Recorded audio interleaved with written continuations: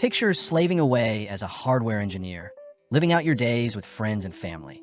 But one day you pray for a more interesting life, only to have your wish granted as you're flung into a mysterious world filled with strange magic and dark entities. The anime opens with the power system in this world, where humans take potions to obtain one of 22 different power pathways and become Beyonders. Within each pathway are 9 stages of power called sequences, with 9 being the weakest and 1 being the closest to the level of a god. Following our MC, Klein, he awakens from what he believes to be a nightmare, but seeing a bloodied notebook and revolver in front of him, Klein begins to wonder where he is.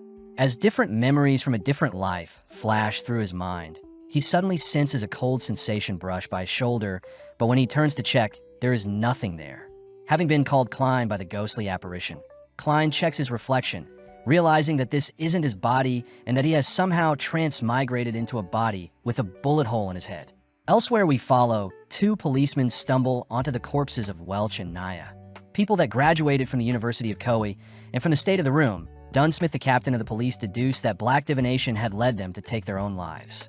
Dunn wonders if a Beyonder was sacrificed to awaken an evil force, but having found a picture frame of Klein alongside Welch and Naya, Dunn begins to profile Klein. Apparently, Klein's parents are dead, and he lives with his sister within the Tingen city of Awa County in the Lone Kingdom, north of the continent.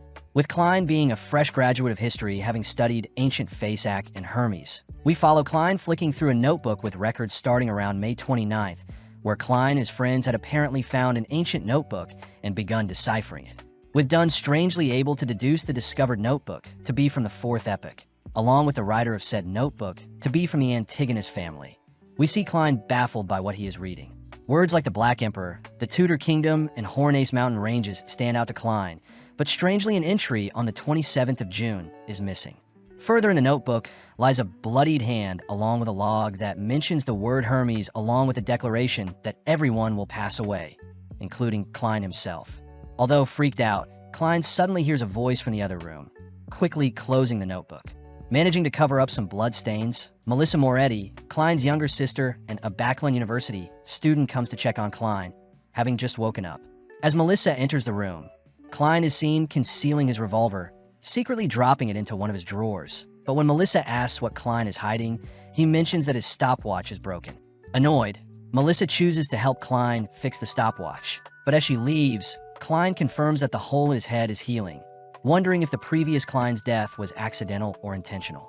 Klein says he can't retrieve all of the memories of his body, but he does know the ancient notebook has something to do with his transmigration, as he remembers his previous life quite clearly. Having lived a pretty modern life with family and friends, and his most recent memory was him wishing for better luck via a luck enhancement ritual, Klein is suddenly brought back to reality as Melissa hands him some bread, declaring that she needs to head to school, but remembers to remind Klein to purchase some bread, lamb, and peas. With Melissa promising to whip up something tasty for Klein tonight, she departs with a smile, but Klein fears he won't be home to greet Melissa. Suiting up and retrieving his revolver, Klein finds it weird that Melissa didn't hear the revolver go off if he took his own life. So as Klein heads to the bakery to pick up some fresh bread, he greets Mrs. Smyron. Smyron reassures Klein he'll get a job soon, but Klein suddenly detects a person spying on him, only to turn back to Smyron thanking her for the 8-pound bread. As Klein heads through Iron and Cross Street, Klein acknowledges that this world may be parallel to his old one, suddenly spotting some men playing the Landlord game. Klein remembers that the Landlord game was created 100 years ago in the Intis Emperor, where Rosel Gustav himself invented the game. Rosel had also invented tarot reading, created the steamship, and promoted the Spring Festival. But Klein suspects that such an innovative emperor like Rosel must have been a transmigrator as well. Having dropped a coin, Klein kneels down to pick it up, but seeing a shadow cast over him, Klein prepares to draw his revolver. Realizing it is only a clown handing out flyers, Klein calms down as the clown mentions how they'll be waiting for him at 7 tonight. But as Klein leaves the scene, he suddenly brushes past a strange man. Overwhelmed by the crowd around him, Klein sneaks into a hut to cool off, but is suddenly called to sit down by a fortune teller. Outside the hut, we see the man following him earlier approaching the hut, but a single glance from another man sends Jenkin away. With Klein more calm, he sits down to have his fortune read, managing to convince the lady to give a reading for free. The fortune teller asks what Klein wants to know, and without hesitating, Klein asks to know about his past, present, and future. As some tarot cards are shuffled, Klein is shown 3 cards to represent the answer to his questions, and with Klein asking to see his present first, Klein lays eyes on the Fool card. With an eerie silence filling the room, the duo suddenly notice a girl enter the hut, only to scold the fortune teller for impersonating her, as she is meant to be a beast tamer. At that moment, we see one of the strange men entering the hut as well. But luckily Klein has already left the scene. At home, Klein creates 4 talismans representing the 4 corners of the luck enchantment ritual he believes brought him to this world. And as he stands in the center of the ritual, he begins to spin to acknowledge the celestial governing the ritual. Within a few seconds, a massive gust of wind sends the papers in his room flying, but Klein wonders why nothing is happening. Right on cue, his head begins to throb horrendously, suddenly collapsing as streaks of red paint his surrounding room. Crying out in pain, Klein is submerged in a mist-filled plane where various light orbs surround him, only for a red and blue orb to begin circling him. Elsewhere, we follow Audrey Hall call out to her mirror, all whilst in the middle of the ocean Alger Wilson seems to be performing a similar ritual, both representing the red and blue orbs respectively, as they too are flung into the mist-filled world. Both Audrey and Alger ask to know why they're here, wondering if Klein is the one who summoned them to the divine world. In the blink of an eye, the mist-filled domain begins to transform into something more comprehensible, and with a wave of his hand, Klein realizes he can create and control the realm before them, suddenly erecting a table for the duo gathered. Alger speaks up, asking to know who Klein is, but Klein is conflicted as he utters that Zhoming Rue was his previous life's identity. Stealing his resolve, Klein takes a seat at the table, forcing both Audrey and Alger to join him. Klein introduces himself to be the Fool, deducing that Audrey will be easier to speak to than Alger, who seems on edge. But out of nowhere, Audrey cries that she always dreamt of becoming a Beyonder, asking Klein how she can become one. Klein realizes he doesn't know what Audrey is talking about, choosing to ask Alger to answer Audrey's question instead. Alger believes Audrey to be a lone noble. As for himself, Alger is from the faraway Sonia Seas, curious as to how Klein brought them here. Alger utters that one must first join a church to become a Beyonder, but this is not something most people want, as Beyonders are tasked with fighting against dark forces. Audrey asks if there are other ways to become a Beyonder, something that rattles Alger as he admits he has 2 Sequence 9 potions, one called Sailor and the other the Audience. Klein has no idea what these potions are, interested to know if the Gray Fog and his transmigration are features of a Beyonder's skills. But suddenly Audrey declares she has made a pact with Alger, asking if Klein can stand witness to said pact. Alger admits he can sense great potential from Klein, offering to handle matters that Klein asks of them, something that prompts Klein to set up gatherings between the 3 of them every Monday at 3 p.m. in order to extract as much information from this world as he can. Suddenly Klein begins to feel nauseous, along with hearing some knocking on his room. So before he departs, he assigns Audrey the codename Justice and Alger the codename of the Hangman. With Audrey fangirling over their new tarot card-themed club, Klein slowly begins to lose touch of his mist-filled world, ending the gathering as everyone is sent back to the real world. Answering the knocking, Klein hears that the police are at his doors, swiftly rushing to conceal his notebook and revolver only to peep out the keyhole. Greeting the policeman, Klein realizes Leonard Mitchell of Alwa County Police was the man stalking him earlier, but Leonard says he was simply protecting Klein. Klein is agitated, seeing, as Dunn, is also here to perform a routine inspection, reporting to Klein that his friends had taken their own lives, and within a few seconds Leonard had managed to locate Klein's hidden notebook. Leonard smirks as he asks Klein to explain the logs in the notebook, and seeing as he has no way out, Klein collapses onto his bed, uttering that he can't remember anything. Dunn says there is evidence of Klein at Welsh's home, something that is news to Klein as well, but as Dunn takes out a smoking pipe, he takes a whiff from the pipe only to ask for the revolver Klein is hiding. As Klein points Leonard over to its hiding spot, Klein takes the chance to admit he had tried taking his life, but when he woke up he was strangely alive. Dunn says he believes Klein, but Klein will still have to be interrogated by a psychic in hopes of Klein retrieving his memories. Leonard utters that Klein is quite lucky, as those who delve into such dark practices normally end up losing their lives. Escorted onto the streets, Klein fears his identity as a transmigrator will be uncovered, but out of nowhere a petty thief turns the corner, having stolen some bread from shopkeeper. Catching the attention of the policeman, Dunn helps capture the thief, but before the boy can return what he stole, he ends up causing a ruckus, buying time for Klein to flee the scene. Bumping into passersby and weaving through alleys, Klein manages to lose the police but as he glances up into the sky, he spots some water being dumped onto him. Strangely, the water suddenly freezes in mid-air, something Klein recognizes to be some sort of time and space ability, freaking him out as a Beyonder is nearby. As the world around him begins to upheave and behave weirdly, Klein tries his best to flee, managing to squeeze past his obstacles and enter a carriage. Asking the driver to head to the port, Klein takes the chance to catch his breath, wondering if the situation has calmed down, but when Klein asks to be dropped off, he realizes that Dunn is the driver of the carriage. Suddenly waking up, Klein is confused at his surreal dream, but outside his door Klein spots Dunn appear once more, making Klein wonder if Dunn can manipulate people's dreams. Before Klein can make a move, Dunn declares they're stronger during the night, prompting the space around Klein to morph once more as a strange lady appears behind Klein, asking him to remain calm as she sends Klein into a daze. Flung into a different realm, Klein notices his parents enshrouded by some gray fog, but before he can call out to them, the whispers of the strange lady alert Klein to stay focused. Klein realizes the lady probably can't see his parents due to the gray fog, but in that instance the lady leaps onto Klein, demanding Klein explain where the ancient notebook is. Entranced, Klein says he has no clue, plus he has no idea what happened to Welsh and Naga. The lady asks what Klein was doing when his two friends were murdered, but with a single action, Klein shows he had taken his own life around the same time his friends did. Back in reality, Daily Simone says Klein is a tricky case as everything he says is true and he did shoot himself in the head but is alive somehow. Daly says Dunn should be careful with Klein, but seeing as the Antigonus notebook is still missing, Dunn says Klein is still in danger, asking if Klein wants to join them and become a Beyonder. The next day, we see Klein had been given a business card that instructs him to head to the Hound pub and join the Nighthawks, an opportunity for Klein to learn more about this world. Upon entering the pub, Klein is thrown off seeing a crowd cheering as they watch a dog devour some rats. And to make things worse, a mini brawl starts up. With Klein clearly out of place, the bartender asks Klein to leave, but Klein mentions how he wants to hire some mercenaries.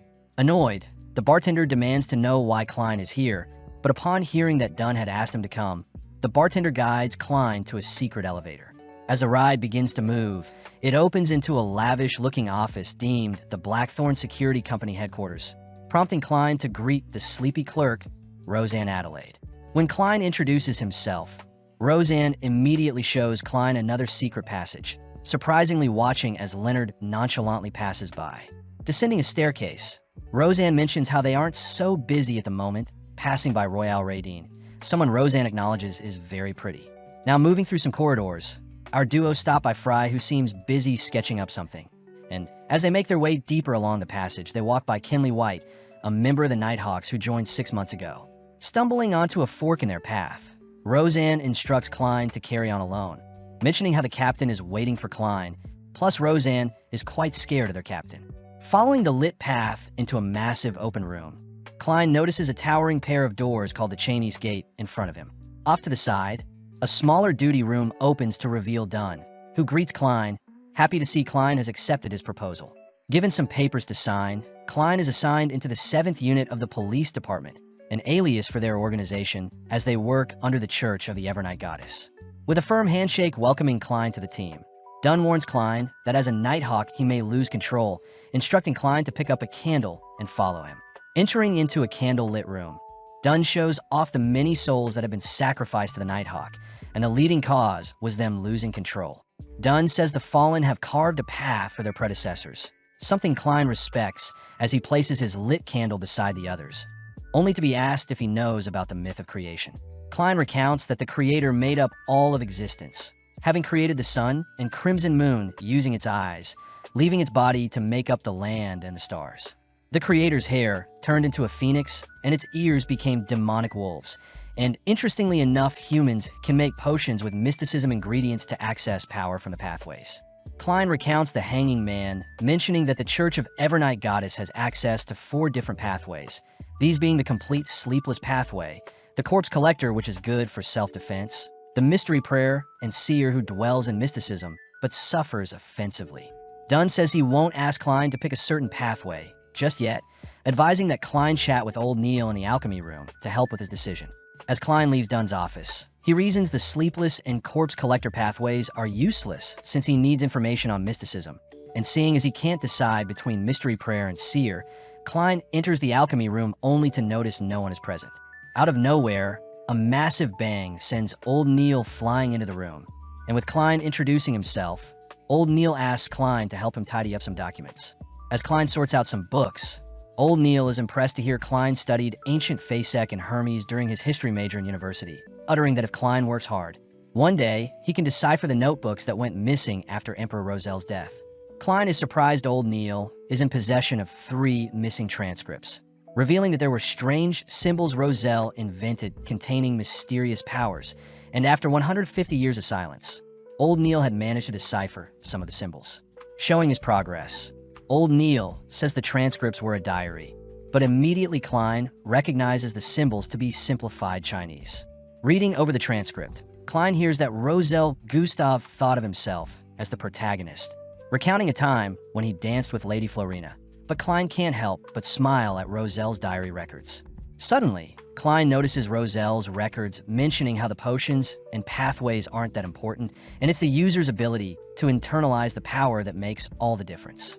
To end the transcript, Rosel says he regrets his pathway as he should have chosen either the apprentice, the seer, or the marauder, throwing Klein off as he hears Rosel has made a grave mistake.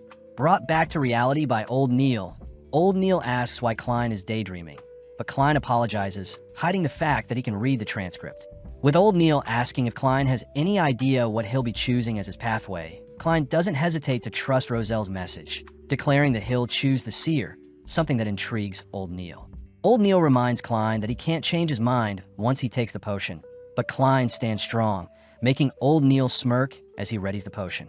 Fusing together some pure water, nightshade's extract, gold mint leaves, poison hemlock extract, dragon bloodgrass powder, and Lavo's squid crystallized blood, only to top it off with some stellar aqua crystals. With a mystical smoke cloud bursting from the potion, Old Neil presents Klein his potion, an item that makes Klein tense as he questions if it's edible. Seeing Klein hesitant, Old Neil tells Klein to relax, as his nerves will only disrupt the absorption process, and seeing as the solution to all his questions are in front of him, Klein gulps down the potion in one go. Immediately, the potion begins seeping into the very essence of Klein's being, causing Klein's heart to beat rapidly as he spots his vision acting strange. Old Neil says it's fine, asking Klein to focus and think of an object that exists to calm his mind. And when Klein thinks of Top Hat, he manages to calm down, only for Old Neil to ask Klein to think of an object that doesn't exist. Within a few seconds, the ground beneath Klein begins to rumble as a sudden burst of power causes the ceiling to rupture, horrifying Old Neil as he instructs Klein to control his thoughts. In Klein's mind, he had pictured a missile, and as his imagination runs wild, Klein can't help but think of all the vehicles that exist in his previous world. Old Neil notices various potions in his laboratory suddenly spilling out, crying for Klein to control his powers, but Klein seems to have pictured a catastrophic explosion, barely able to quench his imagination as his eyes now seem to have been soaked in a dark hue. Immediately, Klein sees everything differently, a feature of the seer as he has spirit vision, where he has the ability to read people's auras and tell their health condition. Klein is sad to see Old Neil's health isn't as good as he thought, suddenly flinching as he notices some eyes behind Old Neil. Something Old Neil utters is just some magic from a ritual he performed. Glancing around the room, Klein notices a figure evaporate, but Old Neil asks that Klein not exhaust his spirituality with his spirit vision, revealing that when Leonard had first become a Beyonder, he tripped down some stairs after taking his potion. Old Neil shows off a tip to turn off the spirit vision, asking Klein to tap his forehead twice to deactivate his ability. Plus, Klein can use his spirituality on divination arts like the dowsing rod, along with performing other rituals. Before Klein leaves, Old Neil hands Klein his demon hunting gear along with some receipts, something Old Neil says Dunn will reimburse him for. Reporting to Dunn, Klein is flattered hearing Dunn compliment his quick adaptation to his seer abilities, but Dunn warns Klein not to pry into things he doesn't understand as it may cost his life. With Klein heeding Dunn's warning, he hears he'll work as a clerk before he becomes an official member of the Nighthawks, and with a payment of £3 a week. Klein ecstatically accepts his £12 payment early, especially since his big brother Benson earns £5 to £6 a week. As a daily task, Klein is asked to purchase a cane and walk around Welch's home in hopes of him remembering anything about the missing notebook, but suddenly a carriage pulls up beside him only for Leonard to ask Klein to get in. As rain descends onto the town, we see Klein given an assignment and briefed on Elliot, the son of a tobacco merchant, Viceroy. Klein is surprised Beyonders take on kidnapping cases, but Leonard says Viceroy was their previous client, as they had found Viceroy's lost cat in the past. Seeing as Klein's Seer role is perfect for locating things, Leonard hands Klein some of Elliot's belongings, only for Klein to make use of his cane, using it as a dowsing rod as he activates his spirit vision. In the blink of an eye, the space around Klein becomes masked in different hues, and having filtered out all the unnecessary information, Klein manages to locate Elliot's position, asking the carriage driver to continue straight. Within a few minutes, Klein and his dowsing rod have led them to Forston Street, and upon heading into a nearby building and up some stairs, Klein points Leonard to a room where Elliot is being held captive. Klein declares that there are 2 kidnappers inside the room with Elliot, and seeing as it's Leonard's time to take over, he begins by dismantling the door standing in their way. Spotting the intruders, the kidnappers toss their table at Leonard, buying enough time to whip out a gun and fire a round at Leonard, but sadly it misses.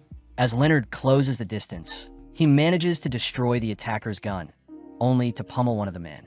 As the other charges him, Leonard manages to parry and block each of the man's attacks with a single hand, noticing the man has bloodshot eyes, but regardless, Leonard sends the man flying as well.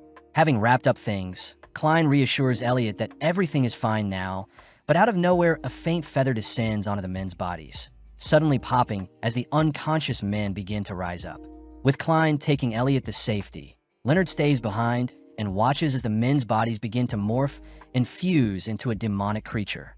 Seeing the creature dive towards him, Leonard ducks and weaves, occasionally landing several monstrous blows that knock the creature back, and with the creature clearly too weak to fight back, Leonard puts it down with a single wave of his palm. Strangely, the remnants of the creature escapes from Leonard and slips by Klein, prompting Klein to raise his revolver in its direction, only to use his cane to help him locate the creature's presence. Out of nowhere, the creature appears from the walls beside Klein, and having been overrun with fear, Klein blindly takes aim and fires. Luckily, Klein's shot sends the creature flying into the skies to further escape. But Leonard has the situation under control, having dragged the creature into his crimson domain, slowly watching as the creature is bound and torn apart. Leonard reassures Klein that his abilities have put the creature to rest, but suddenly Klein begins to remember memories of Klein's body being in this building before, hiding such a revelation for now. With Elliot reuniting with his father, Leonard compliments Klein's shot, ordering Klein to stay away from the creature's corpse as it may contaminate him. Leonard wonders where the men got their potions from, annoyed seeing as they faced another uncontrollable Beyonder, pointing out how lucky Klein is to have run into one on his first mission. As Leonard celebrates a job well done with a high five, he manages to weird Klein out with some compliments, but as Klein leaves the scene, Leonard strangely hears from a shadow that Klein is nothing special. At home, Klein can't wait to tell Melissa he got a good paying job, but upon entering his home, Klein is freaked out to see he is back in the building on Forston Street. Being drawn to a door in particular, Klein heads through the door only to be greeted by a disheveled-looking room with a lone notebook being put on display. Glancing at the notebook, Klein is frightened to see the book declare everyone will perish, only for its pages to suddenly dissolve as Klein is slowly consumed by the Fool card. Waking up from his dream, Klein realizes the house across from the kidnapping place has intel on the lost Antigonus notebook. Moving forward in time, we see Benson heading to visit Klein and Melissa's new home, proud that the 3 of them will be living in such a lavish home. Sitting down for a homely meal, Melissa can't help but praise Klein's cooking, and with Benson handing Klein a gift to celebrate Klein's new job, Klein tries on the gift only to thank Melissa and Benson for always supporting him. As Benson pats Klein on the head, Klein is reminded of his parents, all 3 continuing their celebration as it's the start of their new life. In the Blackhorn security campus, we see Dunn and Leonard interrogating a man that was found to have been tailing Klein, and with Dunn's pathway, he is able to see the man exchanging the Antigonus family notebook for some cash. Leonard declares that the secret order is involved somehow, and seeing as they must retrieve the notebook before the secret order does, our duo suddenly hear that Klein has got a lead on the notebook's location. With Klein showing Dunn and Leonard the room in his dreams, Klein is disgusted to see a rotting corpse, and with the son of the deceased man, Ray Bieber, being their best lead, the gang call on Klein to track down Ray. Making use of his cane, Klein attempts to locate his target, but his wand begins to act sporadically, suddenly diving towards Klein himself, forcing Dunn to step in and stop the ritual. Seeing as there is some interference, Dunn says he'll report their findings to the Holy Cathedral, and within a few days Klein is seen waiting outside the Channy's gates. Dunn compliments Klein's dapper outfit, handing him a topaz pendulum that will help with divinations, plus the Holy Cathedral has authorized the use of Grade 2 artifacts to help with locating Ray. Dunn says the Grade 2 items they'll be using are being delivered to them as they speak, powerful items that are sealed behind Channy's gates. And the Grade 2 implies that such an item is very dangerous. Right on cue, 3 figures are seen meeting up with Dunn, introducing themselves as Ire Harson, a Sequence 7 Nightmare user, and Borja, a Sequence 8 Gravedigger. Finally is Daly, the Sequence 7 Spirit Medium, but the men question if a Seer will be safe with them. Dunn sees that the approved artifact is 2-049, all moving into Dunn's office, where he fears such a powerful artifact may not be necessary. But Ire says Ray may be a descendant of the Antigonus family, so they'll use everything they can to hunt him down. With Ire reminding everyone to stay alert, Ire, along with the others, begins to flex and stretch their arms, peer pressuring Klein to join in, but suddenly the artifact box begins to open. Stepping out is a miniature clown doll, but as Klein adores the little creature, its face morphs into a horrifying monster, freezing Klein in place. Unable to move, the doll wraps several strings around Klein's neck, ready to take his life. But luckily, Leonard severs the strings, surprising everyone as the doll is reacting to the person with the closest connection to the Antigonus notebook. Klein notices his vision slowing down temporarily, only to hear that the doll is capable of entrancing and controlling any one human target at a time. But a strong slap will set the mind-controlled human free, hence why they're performing the strange arm stretch to identify if anyone is under the doll's control. As the doll continues to chase after Klein, Leonard reveals Ray's coat, an item that pisses off the clown as it lunges towards the coat, only for Ire to reseal the doll, confirming that Ray is a descendant of the Antigonus family. Heading out, we see our group continue their stretching maneuvers as they head towards their carriages, boarding the carriage as they head towards a certain location. Elsewhere in a factory, we see a disturbing scene where Ray has been placed in the center of a ritual and has been forced to absorb a notebook, taking on a demonic form. In the shadows, a clown-looking man is annoyed he was too late, but upon detecting some carriages approaching, he gets excited, seeing as there may be hope. With Klein and the gang arriving at the factory location, Klein is tasked with using the pendulum to locate Ray, but as soon as Klein starts his ritual, some bloodied mist creeps out from one of the factories, scaring off the gang's horse carriages. As the surrounding landscape begins to vibrate, the gang draw their weapons, all watching as a demonic-looking Ray appears, locking onto the doll artifact. In the blink of an eye, Ray charges towards the doll box, but Dunn and the others get to work, asking that Klein stay back, dragging Ray into their domain. Leonard is seen binding Ray with his vines, only for Daly to begin submerging Ray in her water domain. But strangely, Ray erupts with power, completely shattering the Beyonder's domains as its aura overwrites the environment. Dunn realizes that Ray isn't a Beyonder gone berserk, as he fears they're facing a dead soul, all helplessly watching as Ray continues to barrow towards the doll box. But luckily, Dunn leaps onto him, temporarily putting him to sleep. Daly gets to work locating Ray's weakness, especially since Dunn suspects that Ray is under the notebook's control. But when Ray wakes up, Daly cries that she needs a few seconds to complete her search. Seeing as they'll need to bind Ray down, Dunn begins to chant, all whilst Leonard rushes in close, dancing circles around Ray only to erect a net that binds Ray in place. Before Dunn can finish his chant, Ray's core begins to act strangely, suddenly erupting with power as a bright flash of light distracts Dunn long enough for Ray to skewer Dunn with one of his tentacles, along with blowing Leonard back. Locking back onto the doll box, Ire is forced to hold off Ray's tentacles, but some of the stray tentacles knock the doll box back. As Borja continues to look after the box, Ire ignites his blade only to rush towards Ray's core, but sadly Ire's blade shatters upon impact with Ray's thick exterior. With a terrifying roar, Ire is sent flying as well, forcing Borja to rush to Ire's side. Still conscious, Dunn finishes his enchantment, working in tandem with Klein, who makes use of some night slumber charms to put Ray to sleep, allowing Daly to rush in and attack Ray's weak points.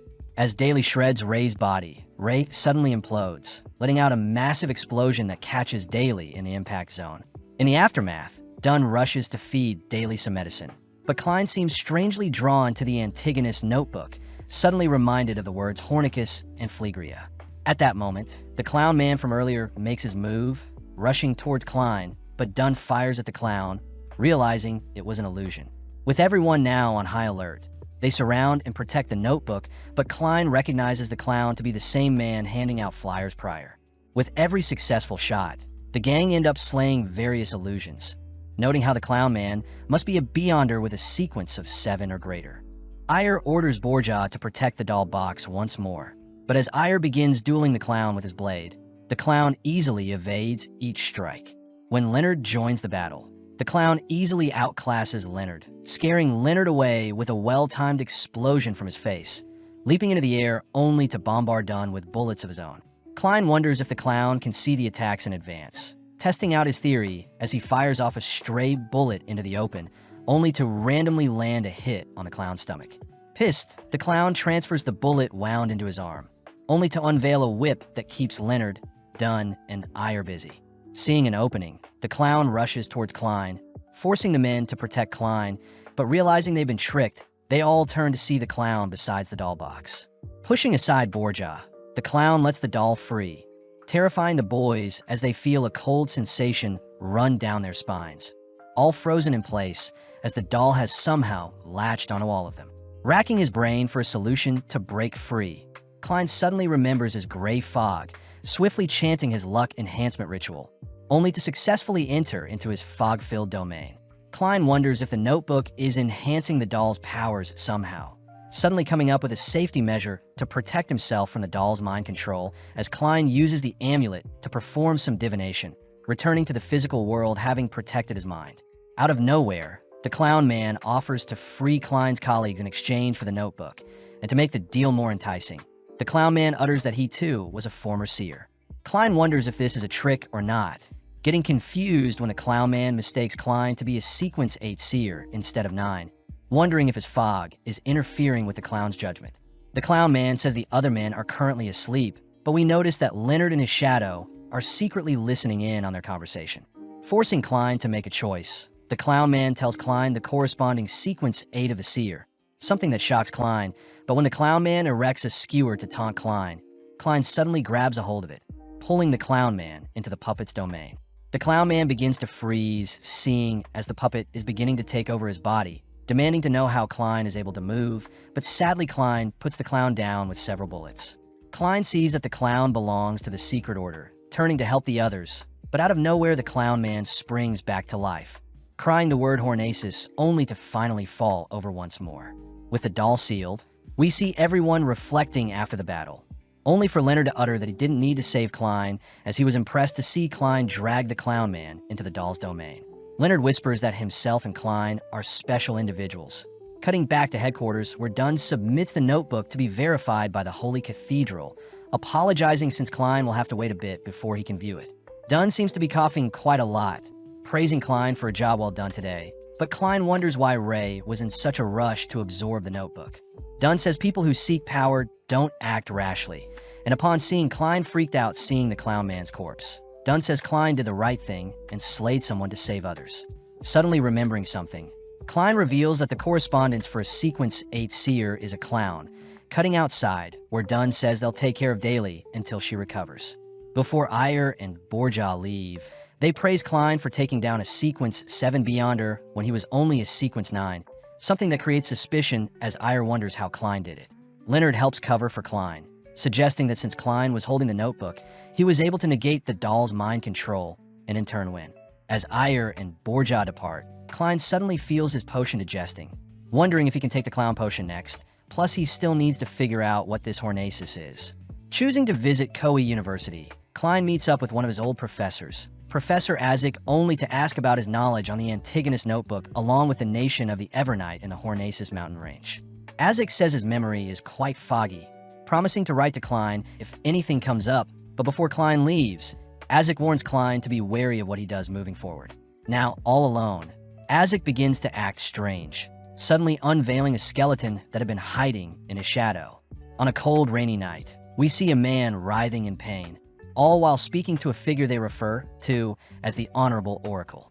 The Oracle accuses the man of betraying the Aurora Order since the man had lost the Antigonus notebook, but the man cries that he didn't intend for Welch and Naya, his sacrificial lambs, to have passed so easily, and to make things worse, Klein is still alive. before the oracle can slay the man and force him to devour his own fingers. The oracle gives the man one last chance to right his wrongs. Cutting to the next day, where Klein is seen visiting Old Neil. Old Neil says he'll be teaching Klein some advanced mysticism in the form of ritualistic magic, and most low-sequence rituals require certain items and chants to start the ritual, suddenly asking Klein to watch him closely. Starting off by casting the wall of spirituality, Old Neil says the wall is used to create a closed-off environment that prevents outside interference. Plus, Old Neil reminds Klein to never delve into the unknown, as doing so may risk his life. Klein realizes his luck enhancement ritual may be the unknown Old Neil is referring to, but as Old Neil ignites some candles, he suddenly prays for his 30-pound debt to be erased. As our duo head outside, Old Neil shows off the effect of the ritual by pointing at a lost wallet from a rich person containing money to pay off his debt. Out of nowhere, a wealthy-looking man drives by them only to ask for his wallet back. And seeing as he has no reason to refuse, Old Neil returns the wallet only to receive 30 pounds as payment. Klein is skeptical at the ritual Old Neil just showed him, but Old Neil reminds Klein that he can perform any ritual he wants as long as they cause no harm. The wise words of the Mystery Prayers motto. Klein wonders how such a motto can relate to Rosalie's diary, seeing as Beyonders should focus on digestion and action, and seeing as his potion digested pretty fast, Klein suspects that it is because he's been using his seer abilities often. But out of nowhere, Klein is handed a flyer. Angelica, the Divination Club's receptionist, invites Klein into their store, only for Glassy, the fortune teller, to give Klein a reading, declaring that Klein will return to his world, but it may take a while. Klein reasons that joining the club will improve his seer abilities. And as he pays for his reading, Klein uses his spirit vision to suggest that Glassy see a doctor for his weakened lungs and dark spots between his eyes. Glassy is surprised Klein was able to diagnose him so easily. And when Klein reveals that he is a seer, Klein is welcomed into the Tingen City Divination Club for a 5-pound fee. As a customer enters the store, Angelica tells Klein Mr. Vincent, their fortune teller teacher, had foresaw that Klein would visit them. Angelica says it's a shame Klein arrived so late since Vincent's class is ending soon. Piquing Klein's interest when he hears the class is on magic mirror divination. Peeping into Hannes Vincent's class, Klein hears that magic mirror divination requires 3 incantations to represent the 7 orthodox gods, making Klein realize that all the people in Vincent's class are worshippers of the Evernight goddess. As Klein checks out everyone's health, he sees Vincent handing a box to one of his students, noting how Vincent is quite healthy overall. With the final student leaving the room, Klein mysteriously senses something ominous from the gift they received, but as he brushes it off, he takes the chance to introduce himself to Vincent. Vincent chooses to give Klein a reading, managing to sniff out most of the troubles Klein has been facing. And as he ends his reading, Vincent utters the words gathering and family may be of use to Klein in the future. Klein wonders if gathering is referring to the gray fog, but nonetheless he thanks Vincent for the reading, still grateful he didn't have to pay for solely for the session. As Klein leaves, we see that Vincent has some fingers missing on one of his hands, cutting to a few days later, where Klein is seen jotting down his duties as a seer. Klein suspects that he needs to further improve his proficiency as a seer along with make use of the gray fog to return home somehow, and this can only be achieved by investigating the potions needed to ascend further along his pathway. Klein fears that such advancements will take too long, wondering if he can modify his luck enhancement ritual to borrow power from his gray fog, but Klein is stuck on where to start. Choosing to refer to himself as the Fool and adding the words ruler above the gray fog and king of yellow and black, Klein suddenly stops and burns his progress, hearing something outside his door. Slowly, Klein approaches his door, but upon opening it, he spots Melissa playing with a wind-up toy. Surprisingly, Melissa had made it herself, pouting as she had meant to create a human doll, not a turtle. And when Klein says he needs to go to work, Melissa cries that she hasn't gotten to spend much time with him. Melissa utters that her friend Selena has invited them to a birthday banquet this Sunday. And seeing as this reminds Klein of the words family gathering Vincent had alluded to, Klein gladly accepts the invitation. Getting back to work, Klein enters into his domain only to await Alger and Audrey's arrival.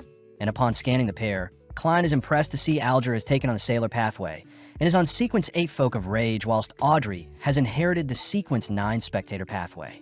Interestingly enough, the fog seems to be enhancing his abilities, and it seems Klein can see the symbols representing each of their pathways, but strangely, they don't seem to be complete. Starting the meeting, Audrey says she has 3 questions, starting off by asking what her role as a spectator is. Alger reveals that Audrey must remain unbiased and observe things from afar. And in turn, her pathway will grant her the ability to see other people's true thoughts. Klein adds that Audrey should focus on acting and digesting her potion, something that helps Alger realize something as well. But when Audrey asks if an animal can drink a potion as her second question, the room freezes, all wondering what happened. It's revealed that Audrey's dog had stolen her potion while she wasn't looking, and seeing as it didn't pass away or transform, it's safe to assume the dog has become a beyonder. Finally, Audrey says that Leon's royalty and nobility have been looking to reform, as Audrey's father is quite incompetent. So Audrey asks where she can find skilled replacements. Klein calmly suggests that Audrey hold an open examination to recruit both nobles and commoners based on their skill, and Audrey should call it the higher exam. Advice Audrey graciously takes to heart. Seeing as Klein needs help as well, he asks that the duo retrieve Emperor Rosalie's diary, a revelation Alger wasn't aware of. Klein also adds that the duo should practice some more ritualistic magic and report to him if they're unable to attend their meetings on Sunday, asking that the duo chant the following: "The fool that doesn't belong to this era, the mysterious ruler above the gray fog, the king of yellow and black who wields good luck." Alger wonders if Klein is on par with the 7 Orthodox gods, but before anything else happens, the trio end their meeting. Back in the real world, Klein says he has freed up some time Sundays, but Klein wonders when he should reveal that he is a seer to his siblings. As some time passes, we see Klein and Benson take Melissa out for some shopping, cutting to July 15th where the trio are dropped off at Selena's house. As Selena would greet the trio, we see Benson greeting Selena's father, all whilst Elizabeth, another one of Selena's friends, greets the siblings. Klein realizes he's met both girls at the divination club prior, but before he can head inside, he detects that Alger is practicing the ritual Klein had asked him to. Inside, we see various people gathered in celebration for Selena's birthday, all toasting to a successful party. When Klein heads over to get some food, he is greeted by Elizabeth, who promises to keep his identity as a seer's secret. And as Elizabeth leaves, Melissa reminds Klein that he can't marry Elizabeth seeing as she is only 16. As night falls, we see Selena showing off the magic mirror gift Vincent had gifted her. And as Selena recites the ritual she had learned from Vincent's teachings, Klein suddenly senses something happening upstairs. As strange magic connects Selena's mirror with a different mirror, we see Vincent revealed to belong to the secret's suppliant pathway, creepily crying out for Klein to accept his fate. As Selena asks the mirror when Elizabeth and Melissa will find the man of their dreams, we see Klein hurriedly rushing towards their room, having detected a disturbing aura manifesting.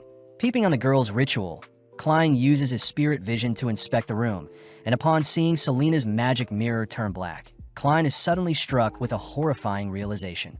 With Selena beginning to act strange, Klein wonders how he can save the girls and notify the captain, suddenly remembering that he can use the ritual old Neil taught him to borrow power from the Evernight goddess. As Klein searches the manor for tools to help with the ritual, we cut back to the girls worried upon seeing Selena unresponsive, and when they check the magic mirror, they're horrified to see a disturbing figure glancing back at them. Suddenly, the girls are blown back by some magic, leading the magic mirror to suddenly infuse and merge with Selena's body, giving rise to the figure hiding within the mirror. Before the creature can attack, Klein appears, casting a slumber spell to bind the creature, only to rush to a nearby table to set up the ritual old Neil had shown him. Klein starts off by chanting the ritual to create the wall of spirituality around their location, something that begins to disturb Vincent's influence with Selena, so Vincent chooses to retaliate by sending some of his blood through his mirror. Before Klein writes down what he wants in his ritual, he notices Selena begins to swell with dark energy, only to let out a howl that fires projectiles at Klein, but luckily his veil halts the attack. Klein tries firing his revolver at the magic mirror infused into Selena's body, but Selena responds by slamming and binding Klein with her hair, only to begin draining him of his spirituality. Selena declares that Klein was meant to be sacrificed just like his friends, and when it's revealed to be Vincent speaking for Selena, Vincent demands to know what Klein figured out when obtaining the Antigonus notebook. With Vincent using Melissa and Elizabeth as hostages, Klein has no choice but to give into his fate, seeing as his body has become too weak to fight back, but out of nowhere Audrey's voice can be heard. As Audrey chants the ritual Klein had instructed her to, Klein is suddenly freed from Selena's grasp, as the ritual seems to be dispelling Vincent's hold on Selena's body. But refusing to give in just yet, Vincent offers up his entire arm to retake control of the situation. With Selena reinvigorated with power, she makes her way towards Klein, but Klein has already completed his ritual, having prayed for the evil controlling Selena to be banished.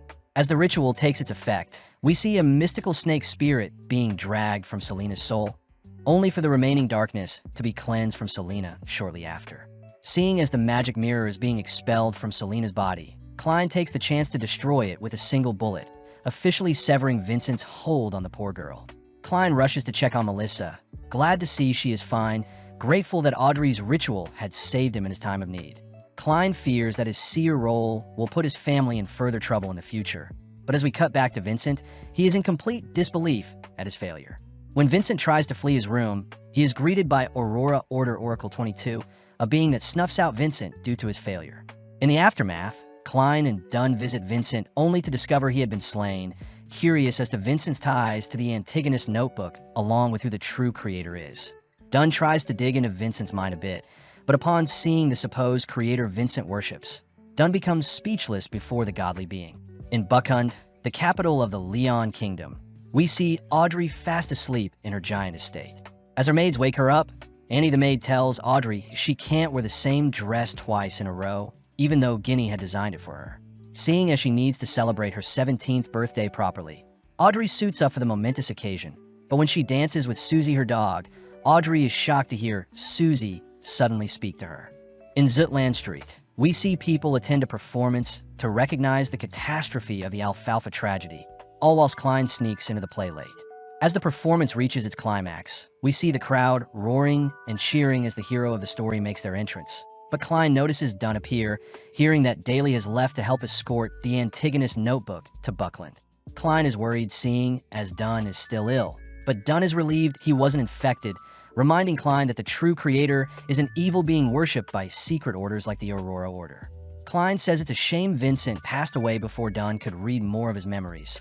Cutting back 1 week, we see Klein hard at work helping a lady look for her lost fiancé aboard the Alfalfa that hasn't returned yet. Given a picture of Joyce Myers, Klein taps into his seer abilities to see Meyer drowning in the middle of the ocean, only to be washed ashore where he sought help. In the present, Dunn and Klein see Mr. Triss, the hero of the Alfalfa tragedy, signing autographs, only to be thanked by Joyce and his wife, as it was Triss that saved him. Before Triss leaves, he glances at Klein, and when Klein greets Joyce, Klein asks if Joyce is having trouble with anything. Entering into a topaz room, Klein hears that Joyce has been having the same nightmare ever since he left the Alfalfa, and as Joyce drifts asleep, Klein is seen delving into Joyce's nightmare. Boarding the Alfalfa, Klein watches as a mutineer tosses a baby offboard, and before the rebel can take his own life, Joyce seems to have rescued them, demanding to know why he betrayed the party. Klein suspects that something is suppressing Joyce from figuring out the true culprit of the Alfalfa tragedy. But before Klein can investigate further, he is transported into a strange misty ruin. Hearing the words Hornacis and Phlegria once more, Klein helplessly watches as strange tentacles attack him, forcing Klein to return to the real world. Klein wonders if the words could link to an evil god or the reason for his transmigration. And as Klein wishes for Professor Azek to write to him soon, Klein chooses to report his findings to Dunn.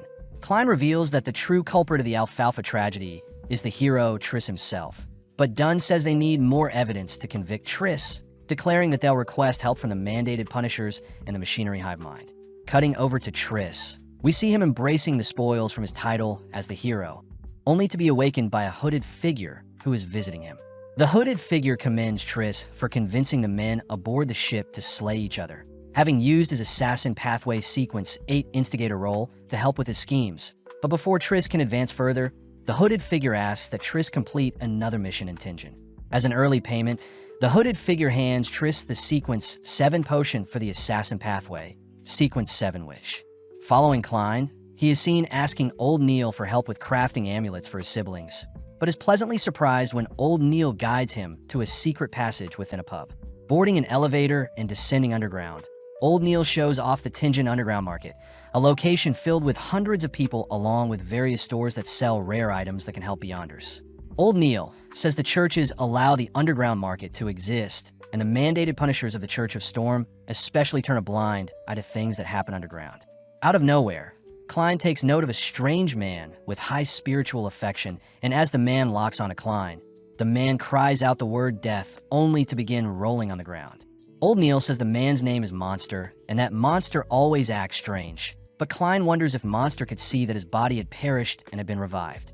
Heading around the market, Old Neil shows Klein a store selling amulets, but sadly the amulets have no disaster warding effects, seeing as the store clerk isn't a beyonder.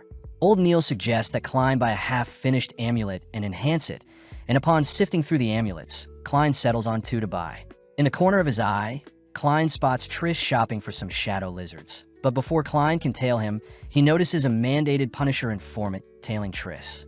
Immediately, Triss flees the area and causes a stir, pushing people and carts aside only to begin parkouring upwards to escape, but he gets shot having alerted the guards. Having multiple people chasing after him, Triss successfully makes his way back to the surface, and as Klein and Old Neil chase after him, they bump into Dunn, who has discovered 2 men slain by Triss. Continuing after Triss, Klein uses Triss' top hat to track him, all whilst Dunn explains that Triss has been linked to multiple murders in nearby cities.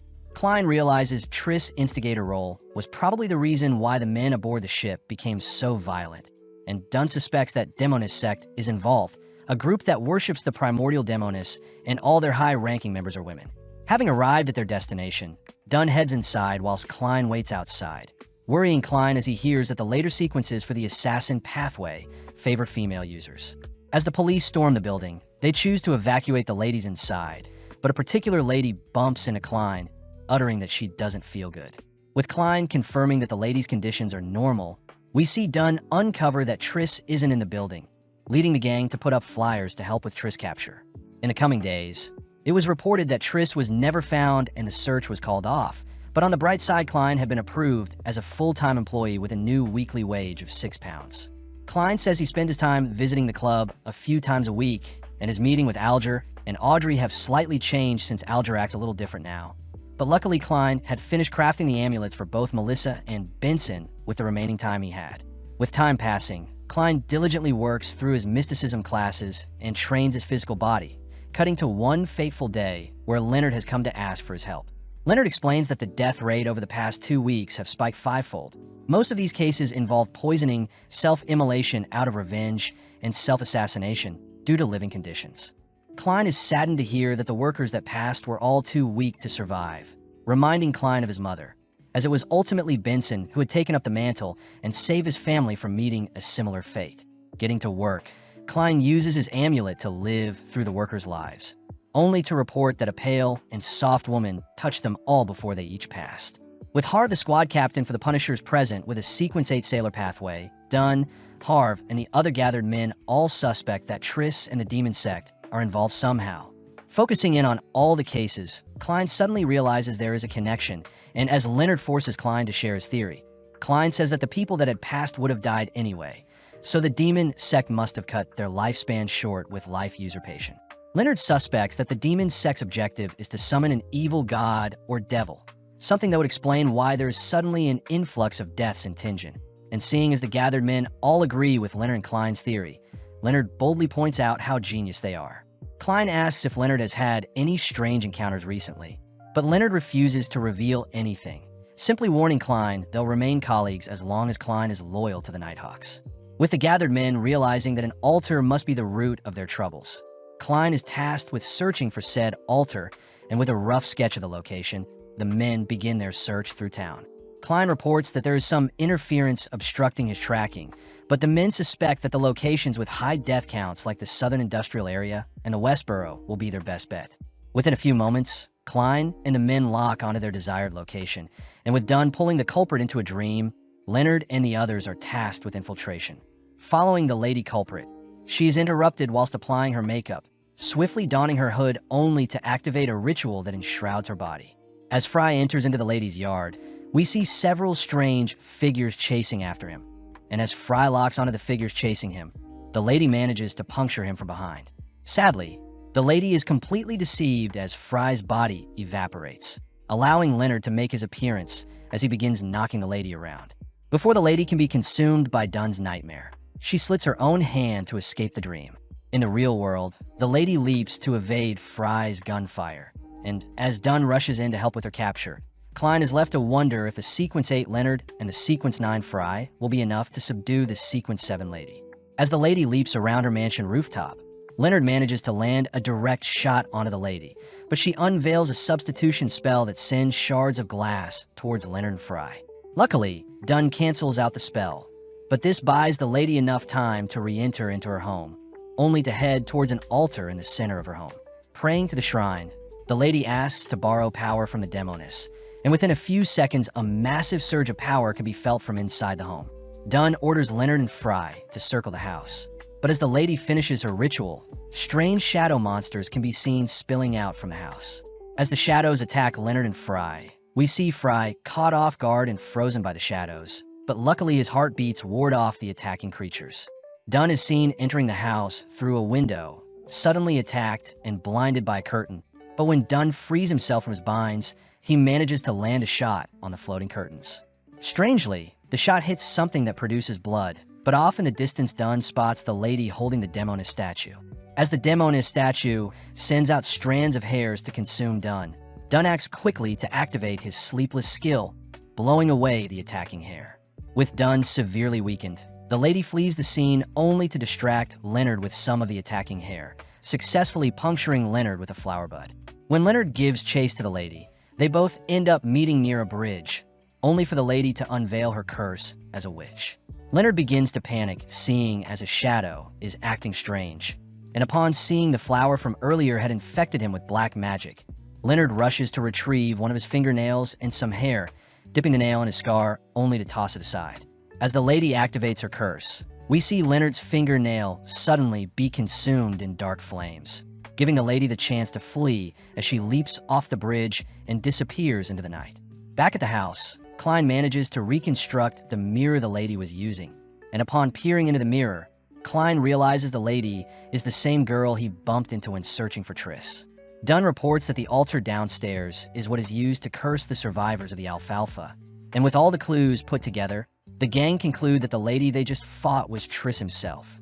Dunn realizes that Triss had turned himself into a woman, and this would imply that most of the top-ranking Demon Sect members would have originally been men, but converted in order to ascend further down their pathway.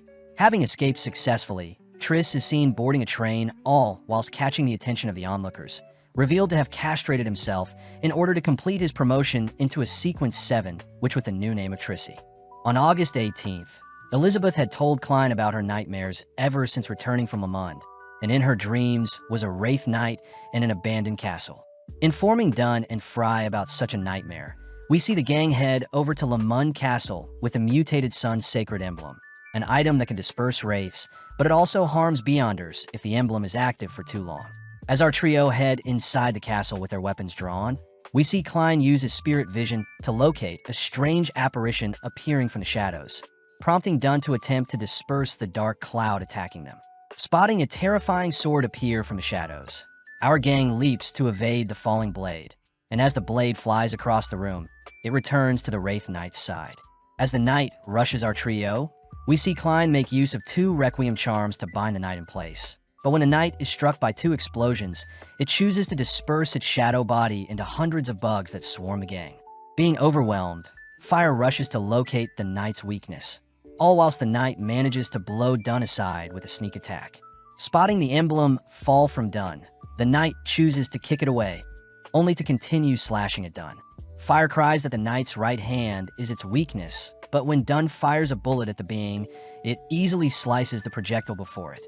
When Klein takes the chance to retrieve the emblem, the knight manages to intercept and slam Klein with a powerful elbow, but strangely Klein doesn't feel any pain. Revealed to have been Dunn reveals that he has pulled everyone into his nightmare, and with 1 minute elapsing, Dunn shows off that the emblem never left his possession. In the blink of an eye, a bright light begins to evaporate the Wraith Knight, leaving only a glove left behind. As Dunn and Fire discuss how old the Wraith Knight must have been, we see Klein guided by some specks of light towards some rubble, only to uncover an old, dusty painting. Dunn recognizes the man in the painting to be someone from the 4th epoch, meaning the painting is at least 1,000 years old, and the man seems to be Baronet of Lamud, the first owner of the Lamud Castle, and someone who mysteriously disappeared. Klein is a little freaked out seeing as Lamud somewhat resembles Professor Azek, and seeing as they'll need to eradicate any remaining wraiths in the castle. The boys agree to stand guard and rotate every 2 hours, with Klein starting the first session. With the other boys heading outside to rest, Klein is given the emblem to keep him safe, wondering how such a sacred emblem was created, especially since it hails from the sun pathway. Wondering if his gray fog can tell him more about the emblem, Klein runs off to perform his luck enhancement ritual, ultimately appearing in his domain with the emblem. When Klein performs another ritual to tap into the sacred emblem, he sees that the Church of the Eternal Blazing Sun owns the sun pathway, and it seems a single drop of golden liquid is strong enough to give the emblem its power. Intrigued, Klein tries inspecting the golden liquid himself, but with a single touch, the sheer power from the droplet sends him into a frenzy as the hot, blistering sun begins to consume his domain and burn him alive. Crying out in pain, Klein is luckily rescued by his gray fog as it manages to quench the flames, searing hunger, making Klein wonder if he had accidentally glanced at a deity. Out of nowhere, Klein's burn marks begin to heal, and even more strangely, Klein's brain is suddenly overloaded with information regarding how to create the sun charm. Klein sees that he must never gaze at gods, only to learn that the sequence 4 for the sun pathway is unshadowed, confirming to Klein that the golden liquid must have been the blood of a god. Klein wonders how he can use such information to his advantage, a little annoyed that his domain has been destroyed due to his recklessness, but nonetheless he chooses to return to the real world for now. Klein is relieved nothing happened whilst he was gone, wondering what the Angel of Pure White was referencing during his ritual, but regardless, he successfully wraps things up at the castle. As Klein is dropped off, Dunn and Firehead to return the emblem, but Klein notices that a letter has appeared in their mailbox. Heading to Koei University, Klein is excited as Azek has finally written back to him about his findings into Hornacis, but Klein begins to get suspicious if Azek is someone he can trust. With the skies getting cloudy, Klein heads into Azek's office, only to see that it is empty. In the corner of his eyes, Klein spots some blood hidden behind a piece of cloth, and upon further inspection, Klein is speechless to see a painting of Lamud Castle made out of blood. Out of nowhere, Azek appears to greet Klein, taking note of Klein's frightened expression only to reveal that he has been receiving weird dreams lately, and recently Azek has been painting to make sense of his dreams. Azek changes topics and hands Klein a book regarding the Hornacis main peak ruins, only to order Klein to sit down and read it, something that makes Klein stiffen up. When Klein flicks through the book, he recognizes the ruins he visited whilst performing one of his rituals, wondering why the image doesn't have the throne he saw in his vision. Apparently, the Hornacis mountain ranges span Lone and Intis, and shows that an ancient civilization existed long ago, reminding Klein that the Evernight nation was mentioned in the Antigonus notebook. The book says that the beings in the past were humans that didn't believe in death and would pray to the Evernight, only to keep their deceased one's bodies with them for 3 days, weirding Klein out as the book doesn't explain how the corpses were buried. Azek lightens the mood by serving some beverages, only to agree with Klein as it seems the corpses from the ancient civilization seem to vanish, all thanks to the ruler of the Evernight, the mother of the sky. Klein wonders how these beings relate to the Evernight goddess, swiftly taking a sip of the coffee Azek had served him, only to dump in loads of sugar to sweeten the drink. Azek points out how Klein normally likes his coffee bitter, uttering that he had used mysticism to peer into Klein's fate, but sadly, he wasn't able to see much. Azek sternly asks if Klein has seen the Lamud Castle before, freaking Klein out as Azek suddenly appears before him, only for silence to fill the room. Luckily, Azek doesn't seem to be hostile, as he says he wants to find out more about his past, cutting to a few moments later where Azek and Klein are heading back to Lamud Castle. Klein says he was able to sneak away and perform a divination in his domain before coming to the castle, having full faith that Azek is a good man, especially since he foresaw Azek saving him in the future. Azek still remembers the scenery around the abandoned castle, easily able to point out where the stables were, and upon walking up to a pillar, Azek says his son used to carry around a heavy sword. Klein begins to put the pieces together as it seems the Wraith Knight was actually Azek's fallen son, and as Azek ascends the stairs before them, he magically draws the blade left behind by his son. With a single swing, the surrounding scenery begins to piece itself back together only for our duo to be sent back in time, allowing Klein to catch a glimpse of Azek's son playing with his longsword. Sadly, Azek's dream crumbles before them, prompting Klein to ask if Azek is okay. When a strange odor can be smelt, Klein deduces that an evil spirit is being suppressed somewhere, suddenly led underground by Azek. With his spirit vision, Klein scans the area only to stumble onto a ritual that is used to seal wraiths. and as Azek leans over the ritual site, he pushes away the lid only to reveal the corpse of a fallen knight. Before Klein can say anything, Azek begins to break down, suddenly swelling with power as a powerful gust of wind blows Klein into a wall. Instantly, hundreds of spirits begin to flock to their area, all whizzing past Klein and towards Azek, only to project what remains of them before Klein. Flung into the past, Klein is placed into the aftermath of a war-torn time, and with some men burning the bodies of the deceased, they're frightened away to see Azek himself rise up from the body of corpses. A strange older lady cries out that a curse is keeping Azek alive, and seeing as he has been given a second chance, Azek rushes to slay the men before him.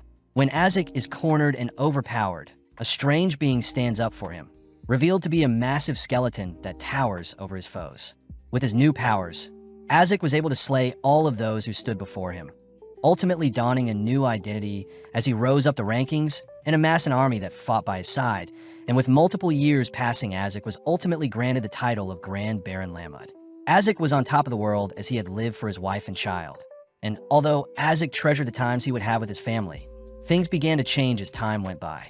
One day, whilst his wife was sick, Azek had unknowingly called for his army of spirits to show themselves, something that ultimately frightened his child.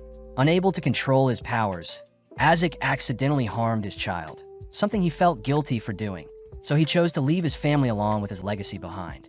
Although his son tried to look for Azek, Azek left without a trace, completely vanishing. In the present, Azek is revealed to be a Beyonder using the corpse collector pathway, and luckily Klein is able to snap Azek from his fit of rage. Azek shows Klein that his son's corpse was damaged, as it seems his head was stolen, explaining why the Wraith Knight appeared out of nowhere, something Azek suspects was done a few months ago.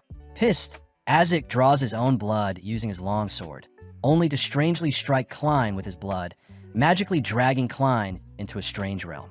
Seeing Azek standing before a door, Klein watches as hundreds of skulls collapse before Azek, only for Azek to point out a skull in particular, annoyed that he is unable to locate the whereabouts of his son's head.